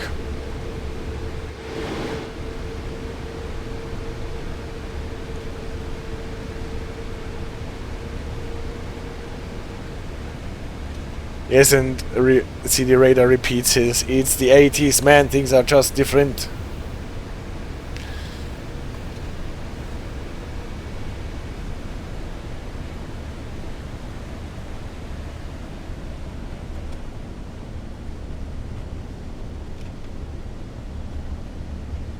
So this time we start braking a bit early and see if we can get this rheostatic braking to work.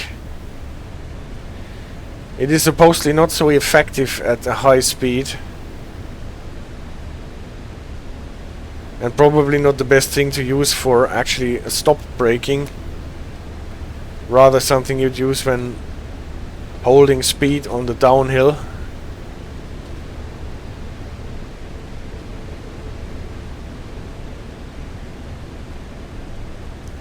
Here that will be the quick off. Still we have to crank it down, but we'll lose the power at once. Brake. Allow a bit for switching. Yeah, and you can hear it coming on.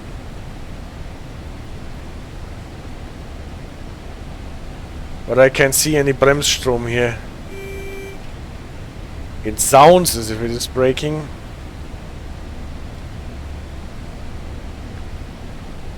But I can't see it.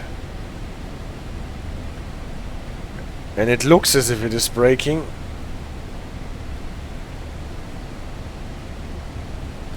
Or not, I don't know.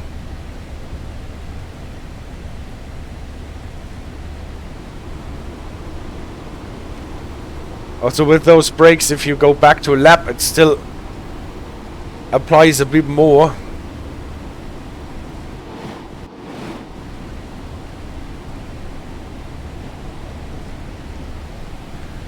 If I release the 1.5 bars at 40, will I still stall or will I make it this time? To roll to the end of the platform with a speed of something between 20 and 40. Ah, this looks better. But honestly, I'm not entirely sure what the dynamic brakes are doing.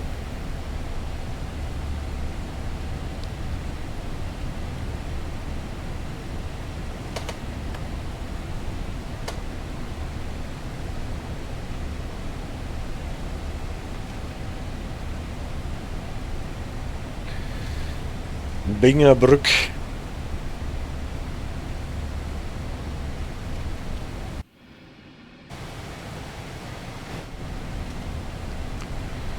And now see how long we need. 20 maybe?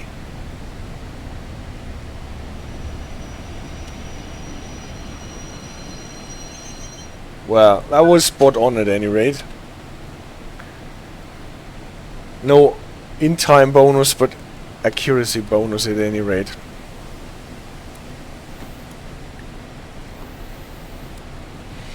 Thing is, I can't release the brakes when the doors are open because I don't want the cars to bobble about when the passengers are boarding. And with the single release brakes, I cannot go back to minimum or something like this.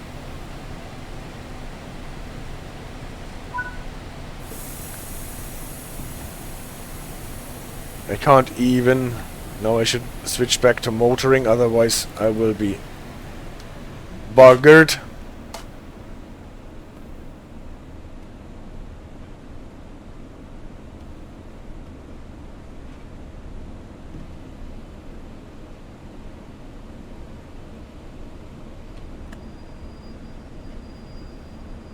So is it the brakes or do I just need more power to get this train starting? I don't want to overload while the brakes are still holding us back.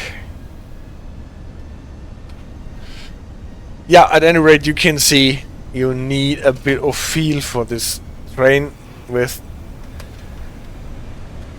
the manually lapping single release air brakes.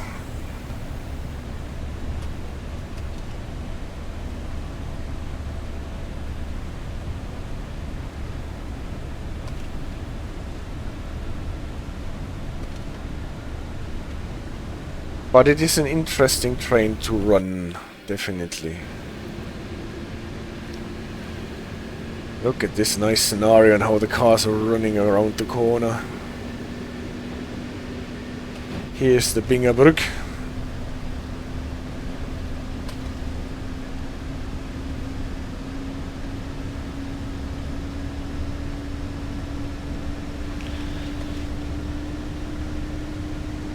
Oh, we're actually already approaching the next station in Bingen.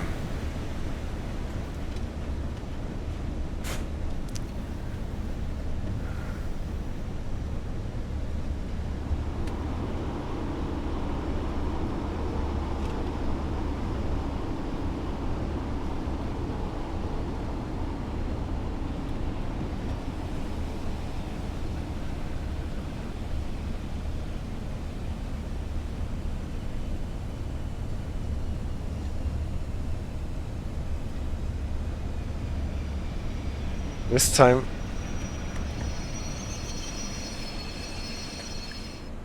so what happened now? We've got a different load in the bremse cylinder.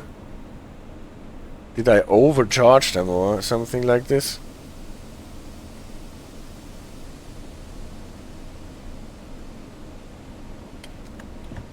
It's a rare occasion where you can see both hands on the brake cylinder gauge.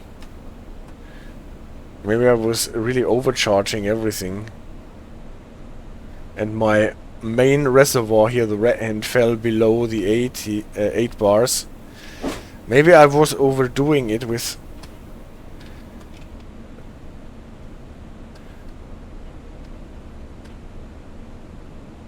holding my brake handle in to release overcharge.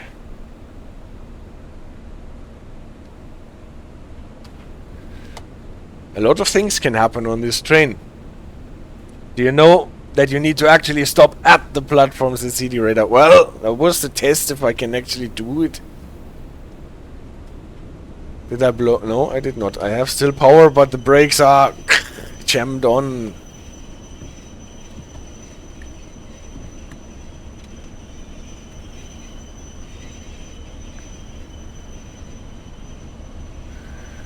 Yeah, somehow I managed to totally overload my brake system. And the air went into the brake cylinders. And they are still not released.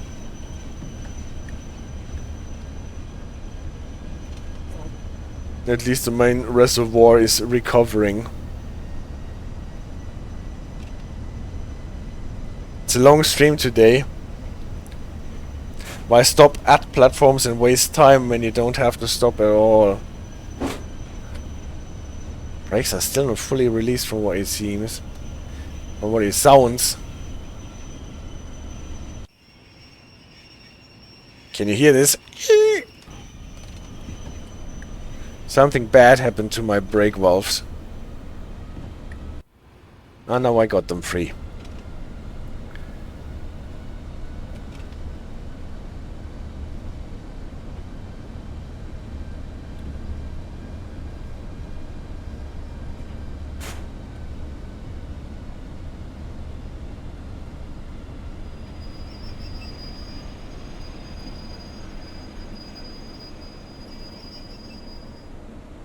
Well, this counts as a stop almost at the platform. Yeah, I got all the cars at the platform at any rate.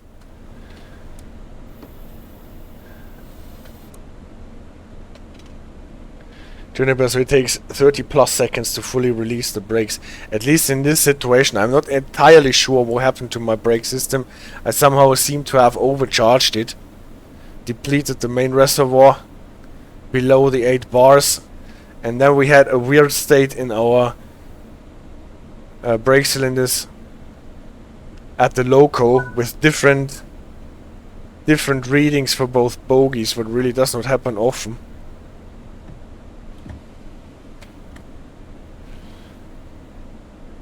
And you can see how the red, not the red one, the black hand on this gauge here reacts if you yank the lever into overcharge.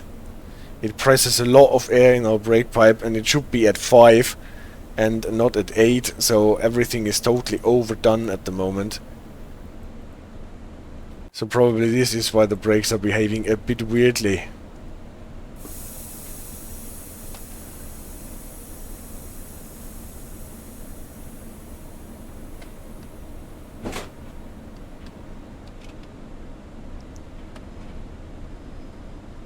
Yeah.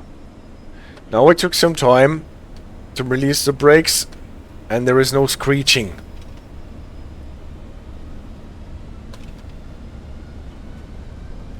Well, but this is still a thing for nowadays, freight trains. If you read in the Brevo, and you typically release your brakes, and you have to wait a couple of minutes until the brakes are fully released before you can attempt to start your train.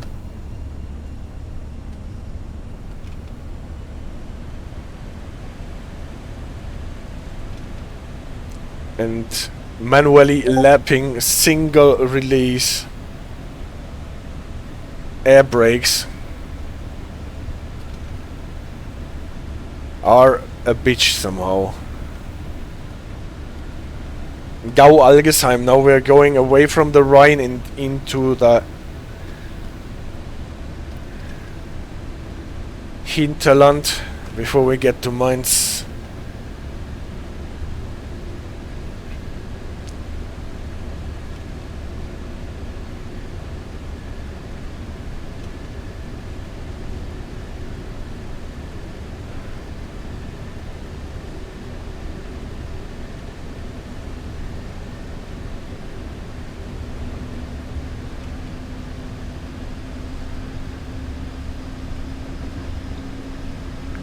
At least I have 7.3 kilometers now to prepare for the next stop.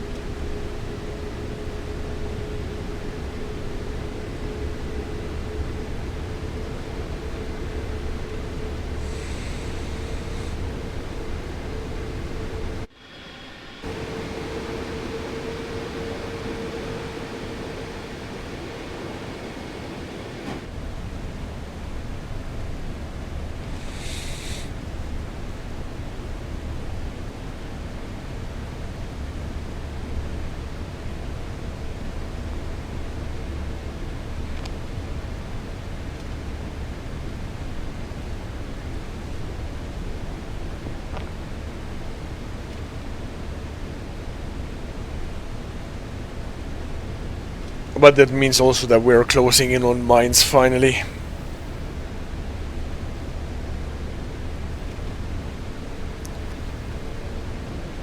Even if we are more than 20 minutes late.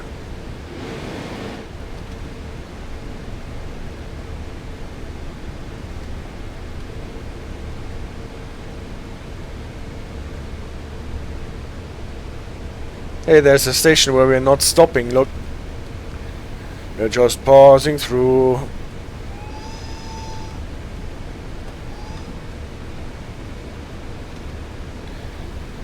And this is not me being spiteful. We are not supposed to stop here.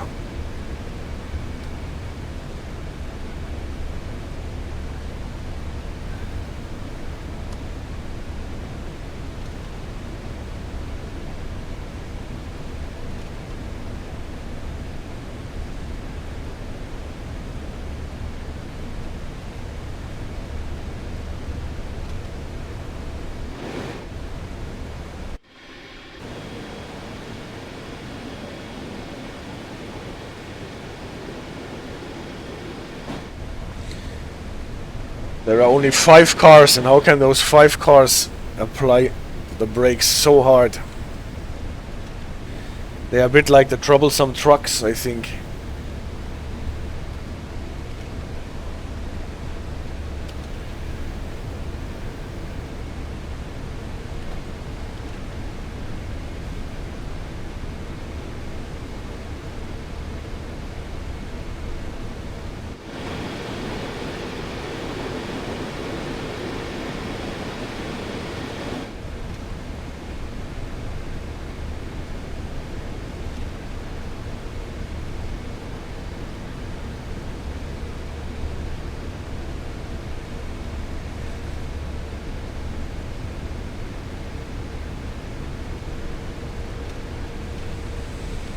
Well, I'm not ignoring the 15 here. It's just not applicable for us. 2 kilometers to go, so maybe we can just coast. Let's see if we can get this dynamic brake working somehow.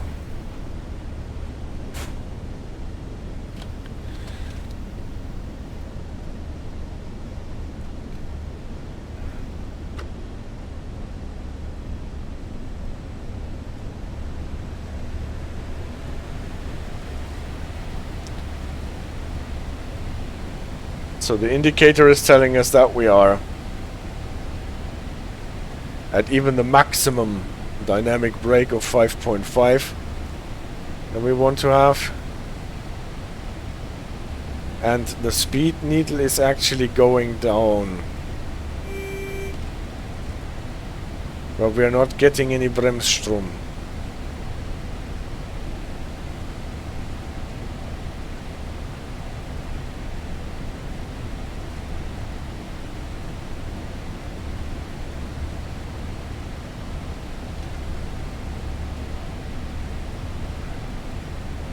Now we're away with our e-brakes and we're slowing down more or less in the same way.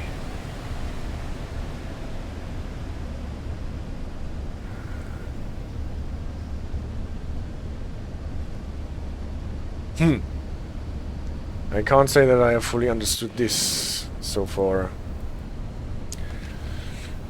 It worked quite well on the ÖBB 1020.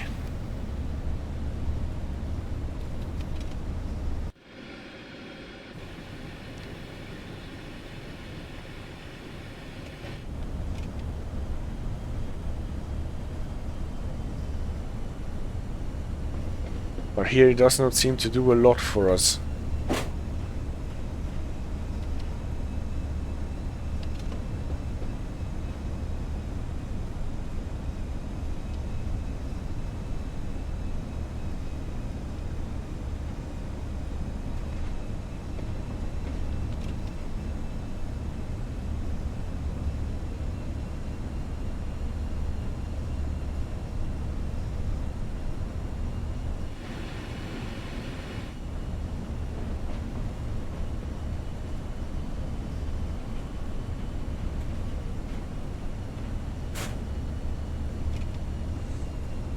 Let's coast into place.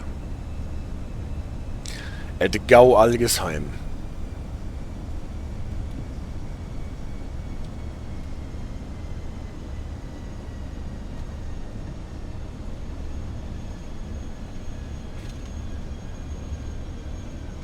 Just putting the brake lever into lap position seems to apply the brakes to a certain extent.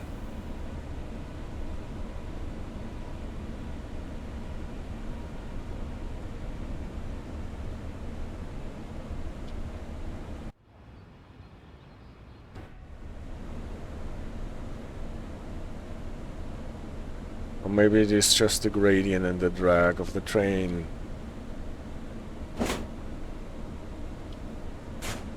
Almost stops rolling before we get to our position. Oops, that was a bit much.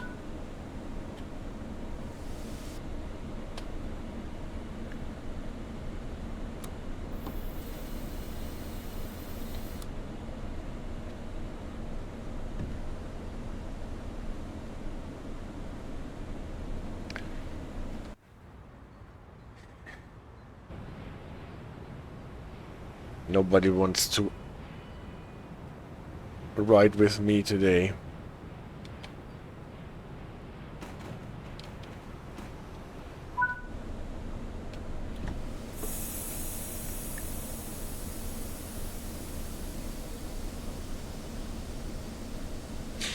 See how the brake cylinders release differently again.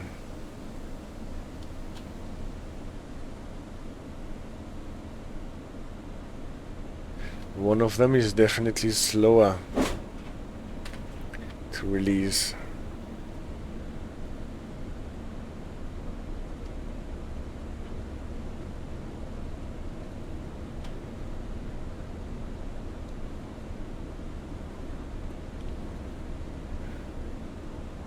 And loco is pulling and pulling and pulling.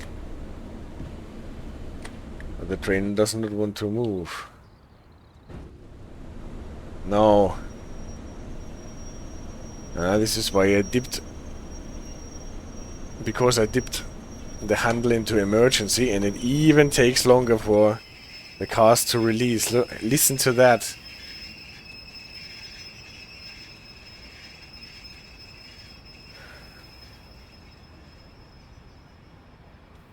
Now they are free.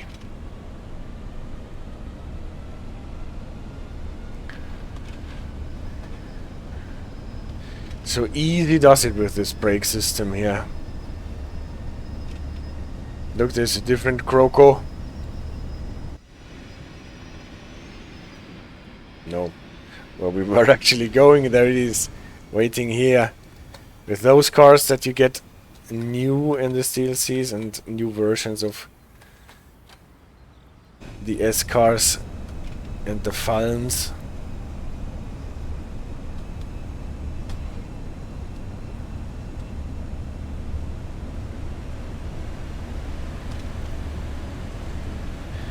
Ingelheim.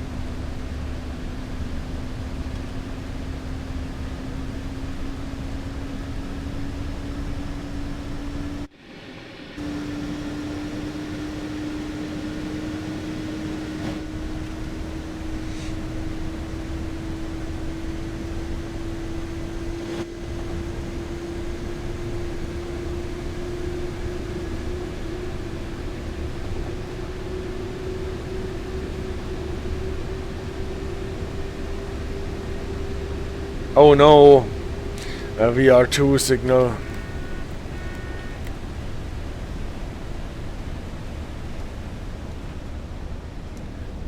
That comes as a surprise.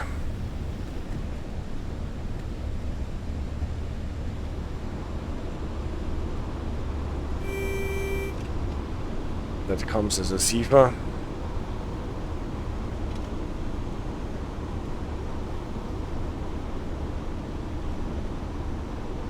Is it an E60 that we're approaching? Yeah, then we can release already here.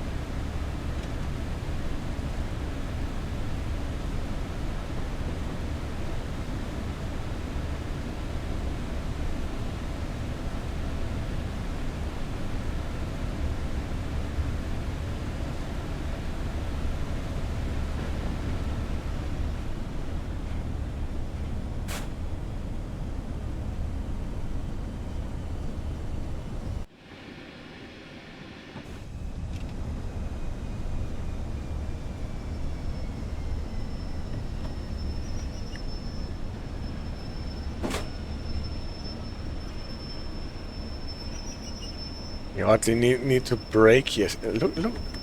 So why did we get air in our brake cylinder with the red hand?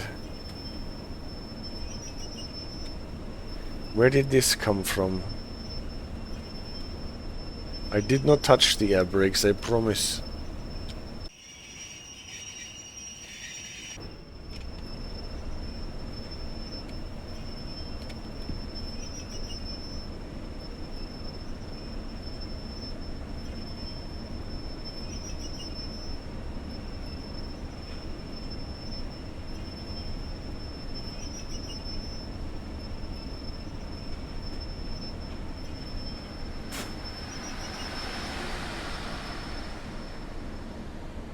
So I don't even need to brake. The slower speed of this local train means 2 ICE services will overtake. Release the door and wait for them to pass. Alright.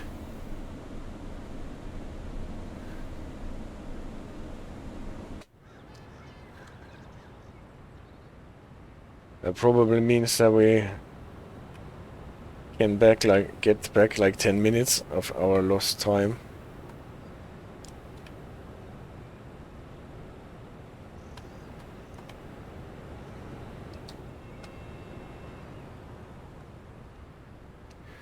So we can wait at, where are we? At Igelbach, right? Or Igelheim? Ingelheim. Sorry. Ingelheim.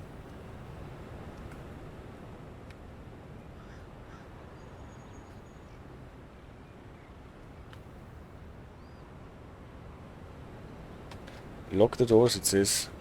So we already allowed all of them to pass. Alright. Let's see what our brakes are doing.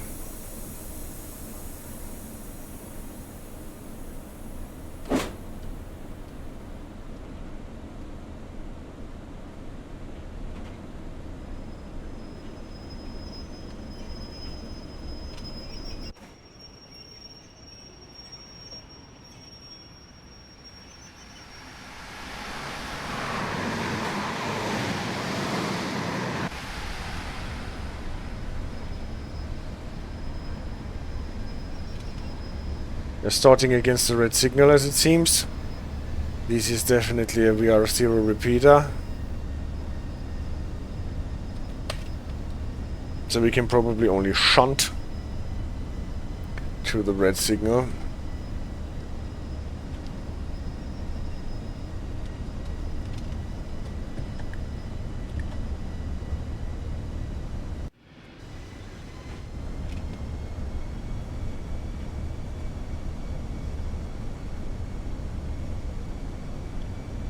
That should be the 500 Hertz.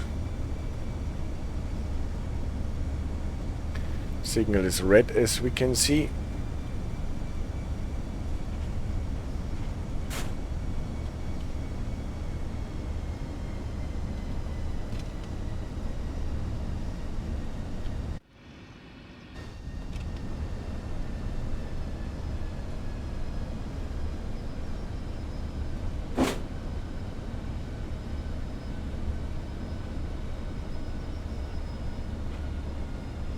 Come on. IC train, leave the block so that we can go.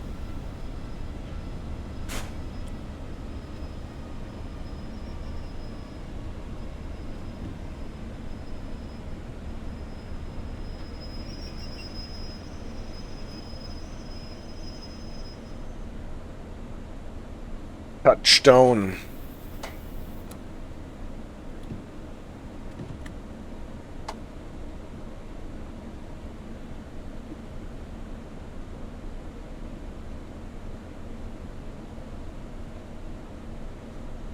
Now we sit here at the red signal.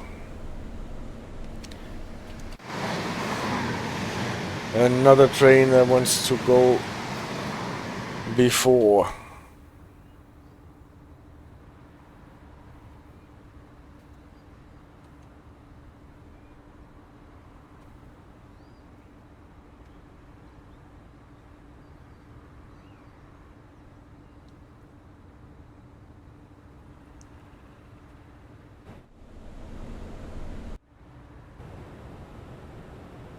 Well, it's a long scenario, and it gets even longer if you dawdle around by explaining and exploring things. And then you fall behind in the timetable.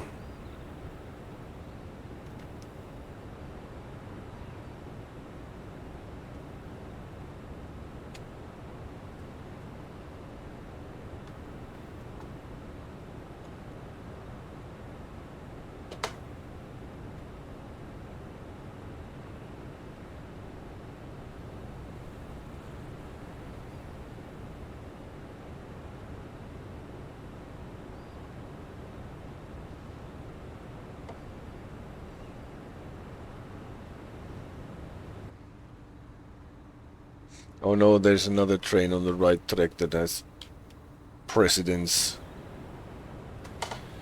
Here's a 628 in double traction. I always wonder how anyone could come up with this color palette.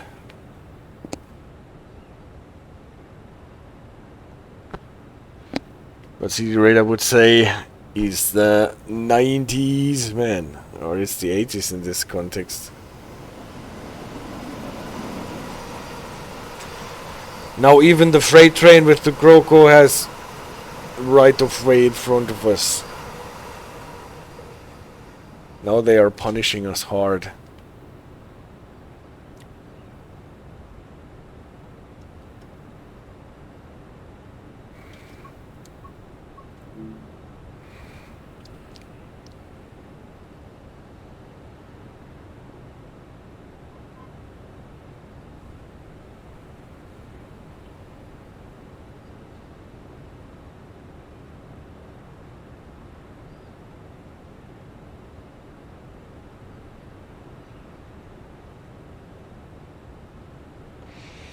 Does anyone remember when we did this stream in Oakville with the bug in the ethanol loading?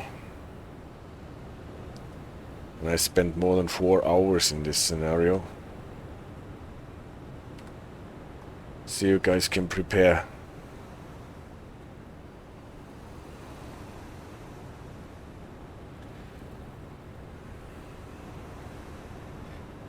Can you please give us a slot? We cannot wait here forever.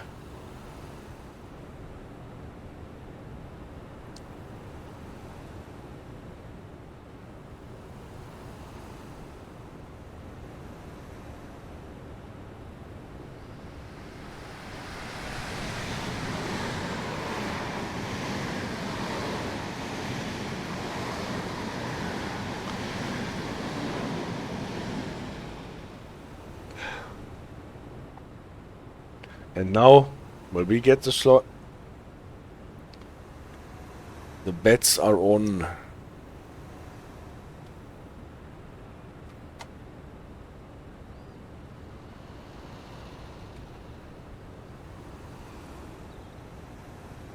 Who gets the slot? Who gets the slot?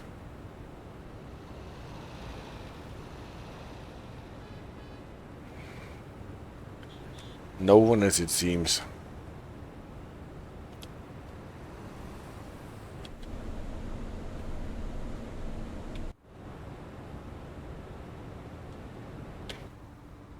We are getting the slot. Finally.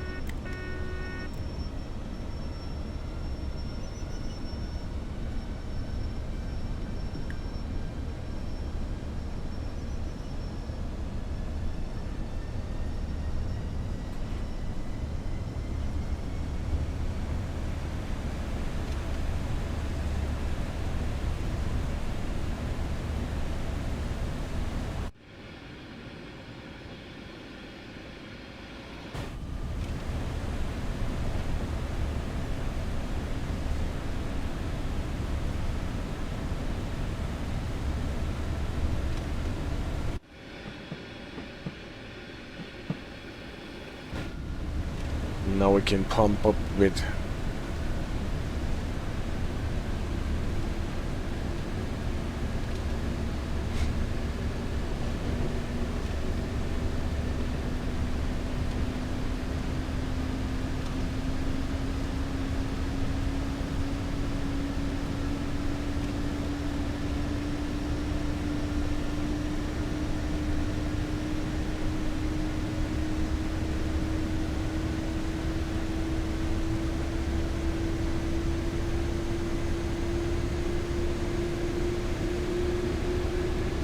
let's see how much load this train can take.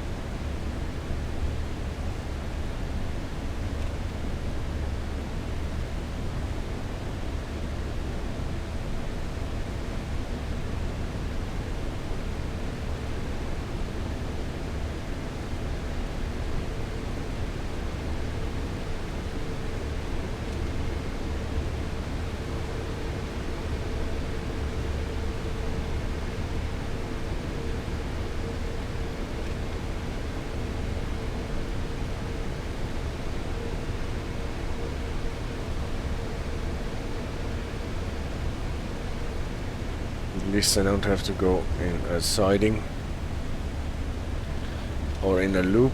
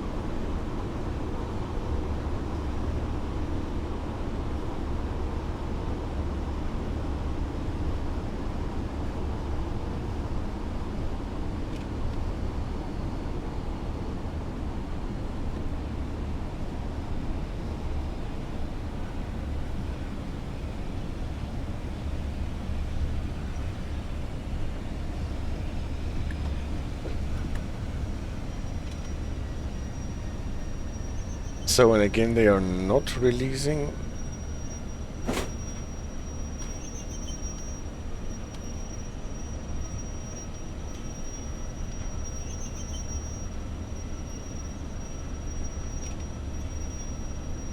The way I expected them to release. They tend to linger.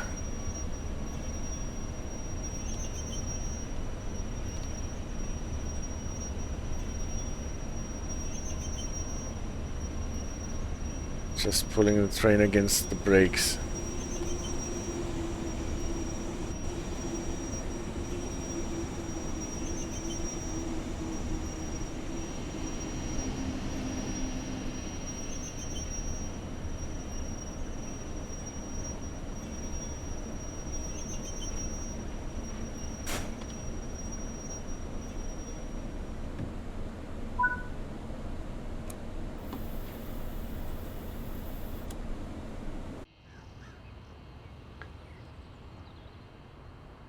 A 110 with Lätzchen.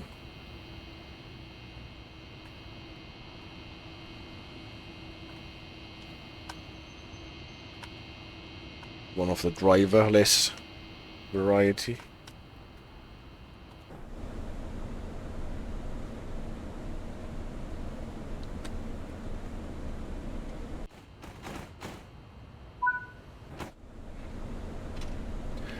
In Uhlerborn we are supposed to stop as well.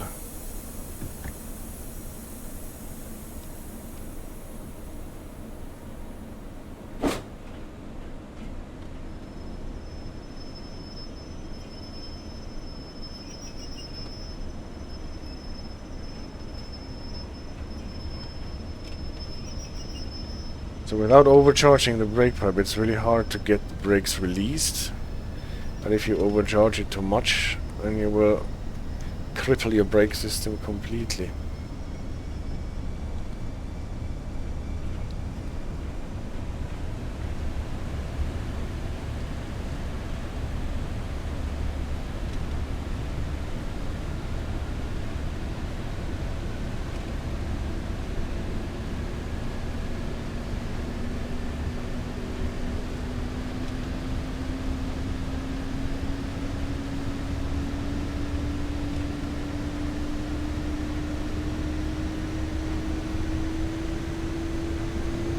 Only 2.2 kilometers anyway.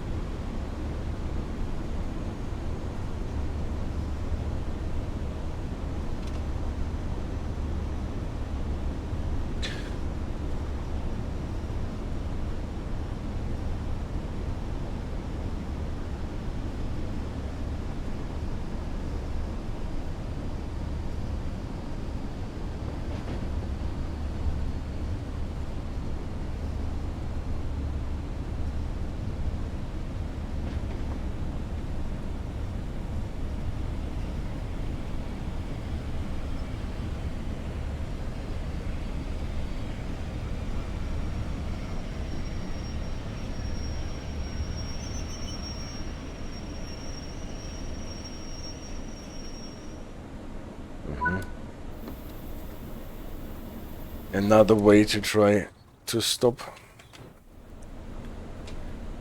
Not the best stop at this short platform.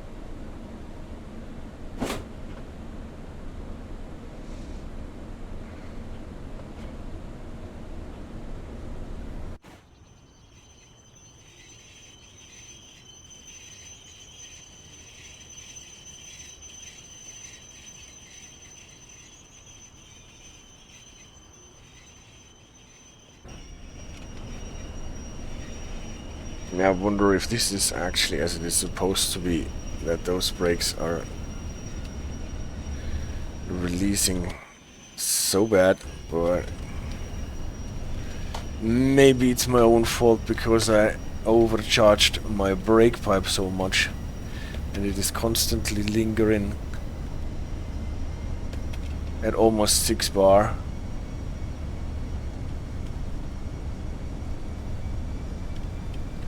Let's see if we lose it at some point again.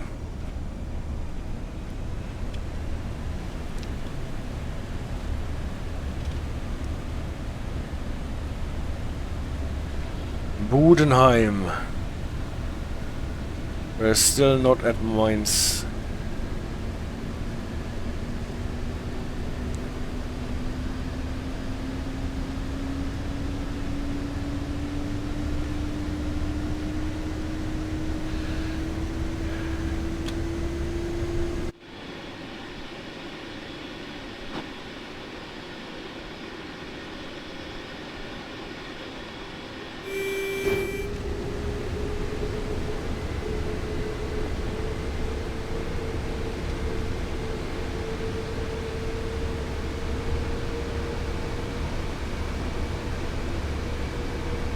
No. Speeding for a change.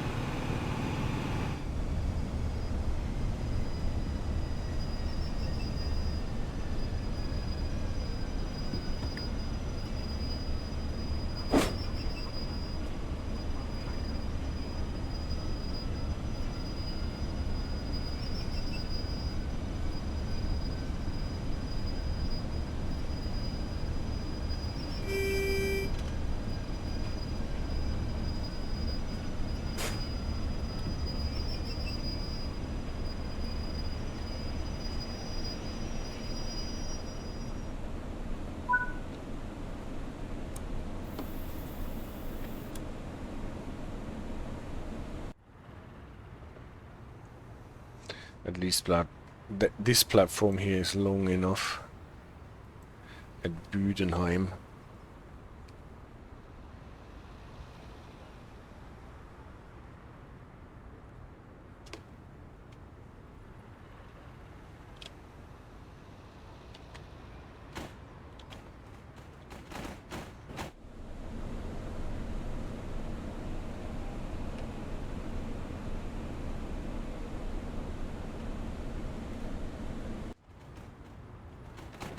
Was a bit too early.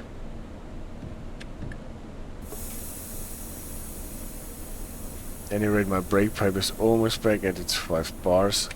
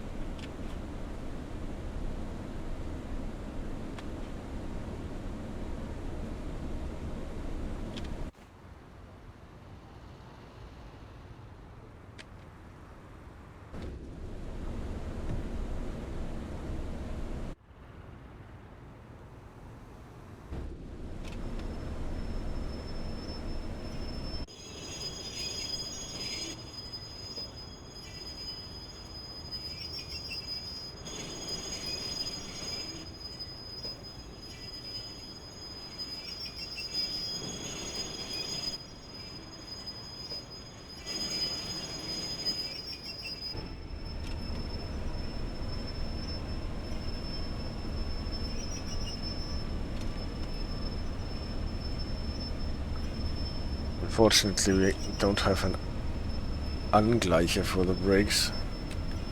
Maybe that would make them release a bit better.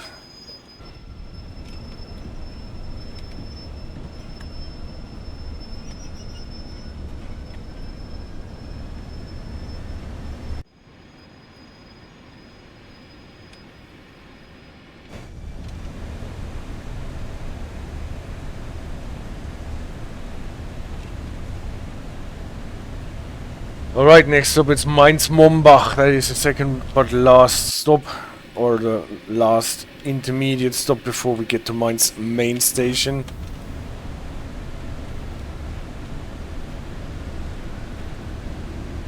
It's almost quite a relief that we don't have to pull those Umbauwagen more often in the timetable here.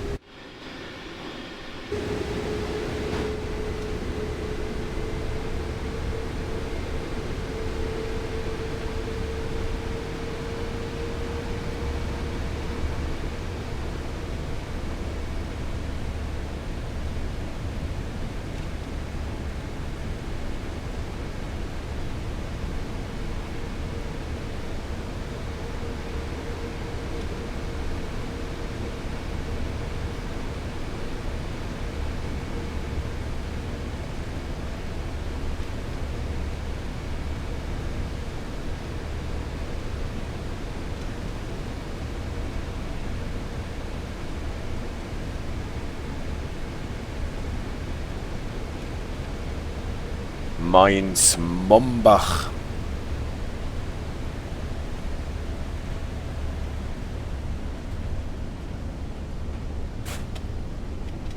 Let's see where we end up if we're just coasting to the station.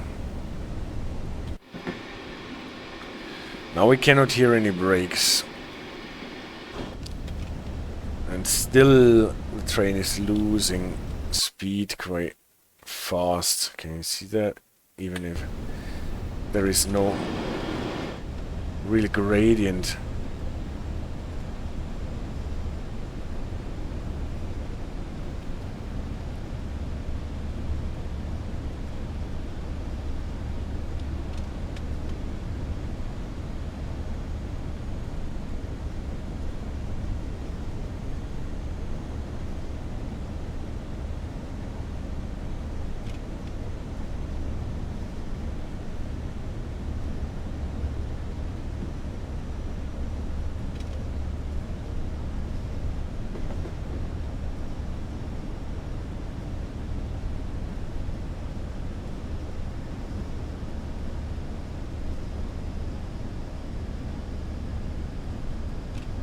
You actually almost do not need any brakes. This train slows down unbraked.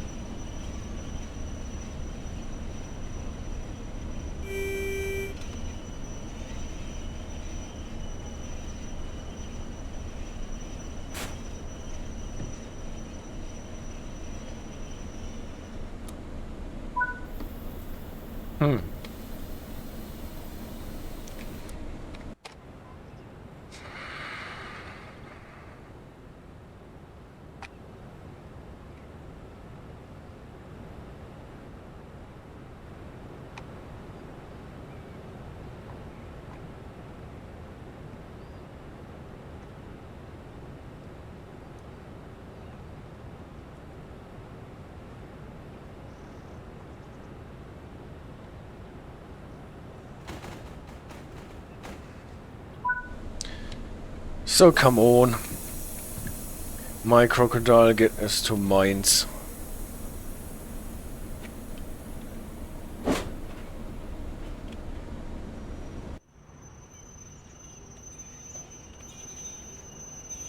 So even with no brakes applied, the brakes screech.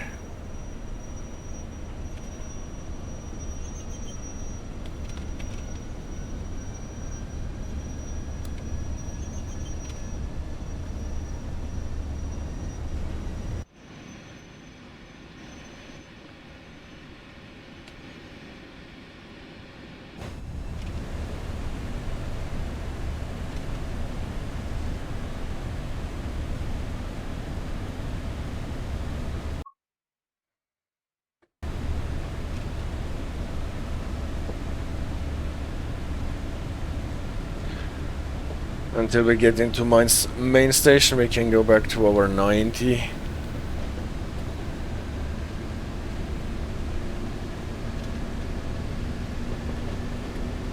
And then we will probably get an HP2 anyway.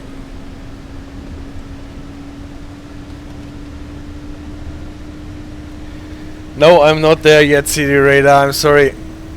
This was a long stream, or will be a long stream today. And I have to practice better with those cars. Those cars are like the troublesome trucks in Thomas the Tank Engine. They like to play tricks on me.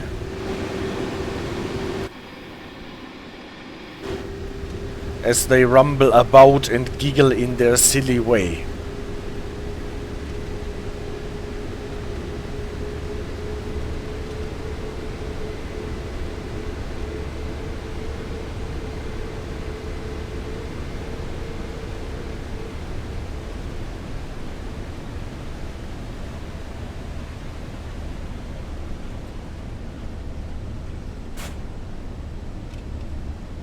Not even a VR2 announced at this point, alright.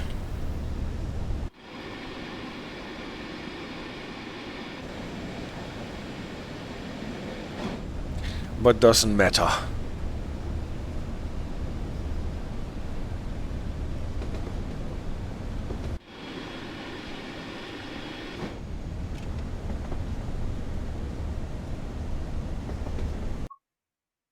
So why was there no HP2 for this switch?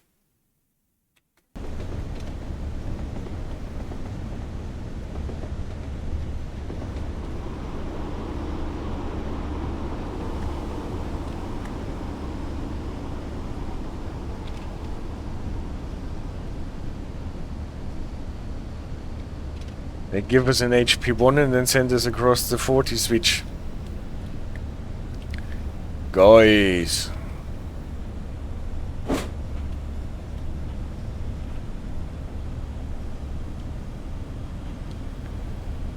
So people not always, are we late? We also kicked everyone out of their seats. And you can be lucky that we did not derail.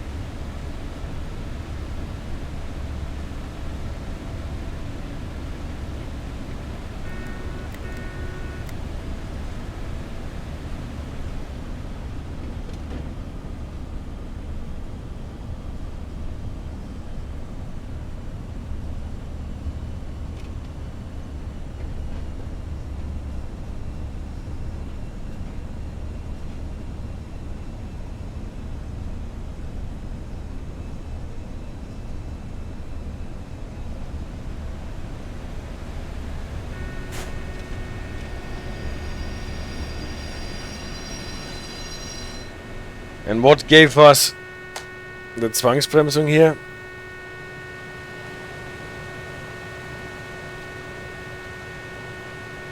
At 2000 Hertz at the SH1. This magnet probably should not have been active here.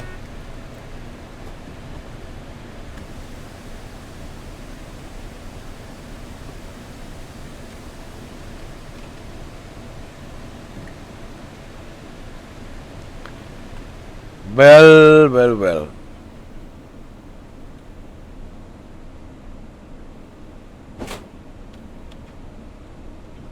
This will take 4 hours until the brakes are released after an emergency brake.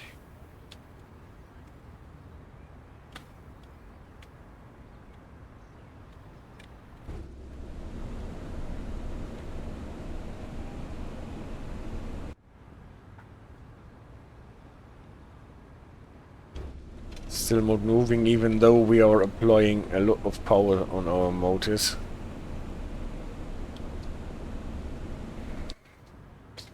But the troublesome trucks won't release their brakes.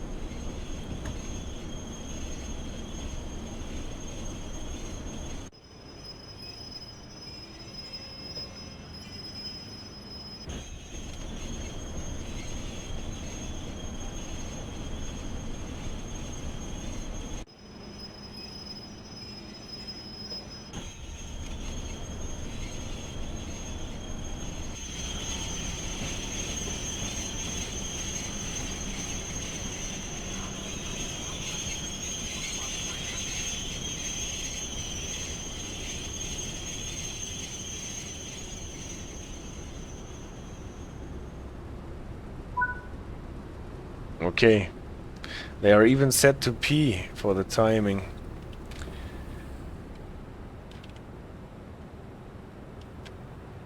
And still they are so reluctant to release.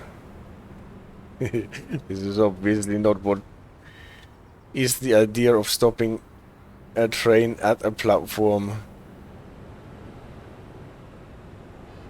The idea would have been to get it up to the signal and full way along the platform. But I will refrain from doing this.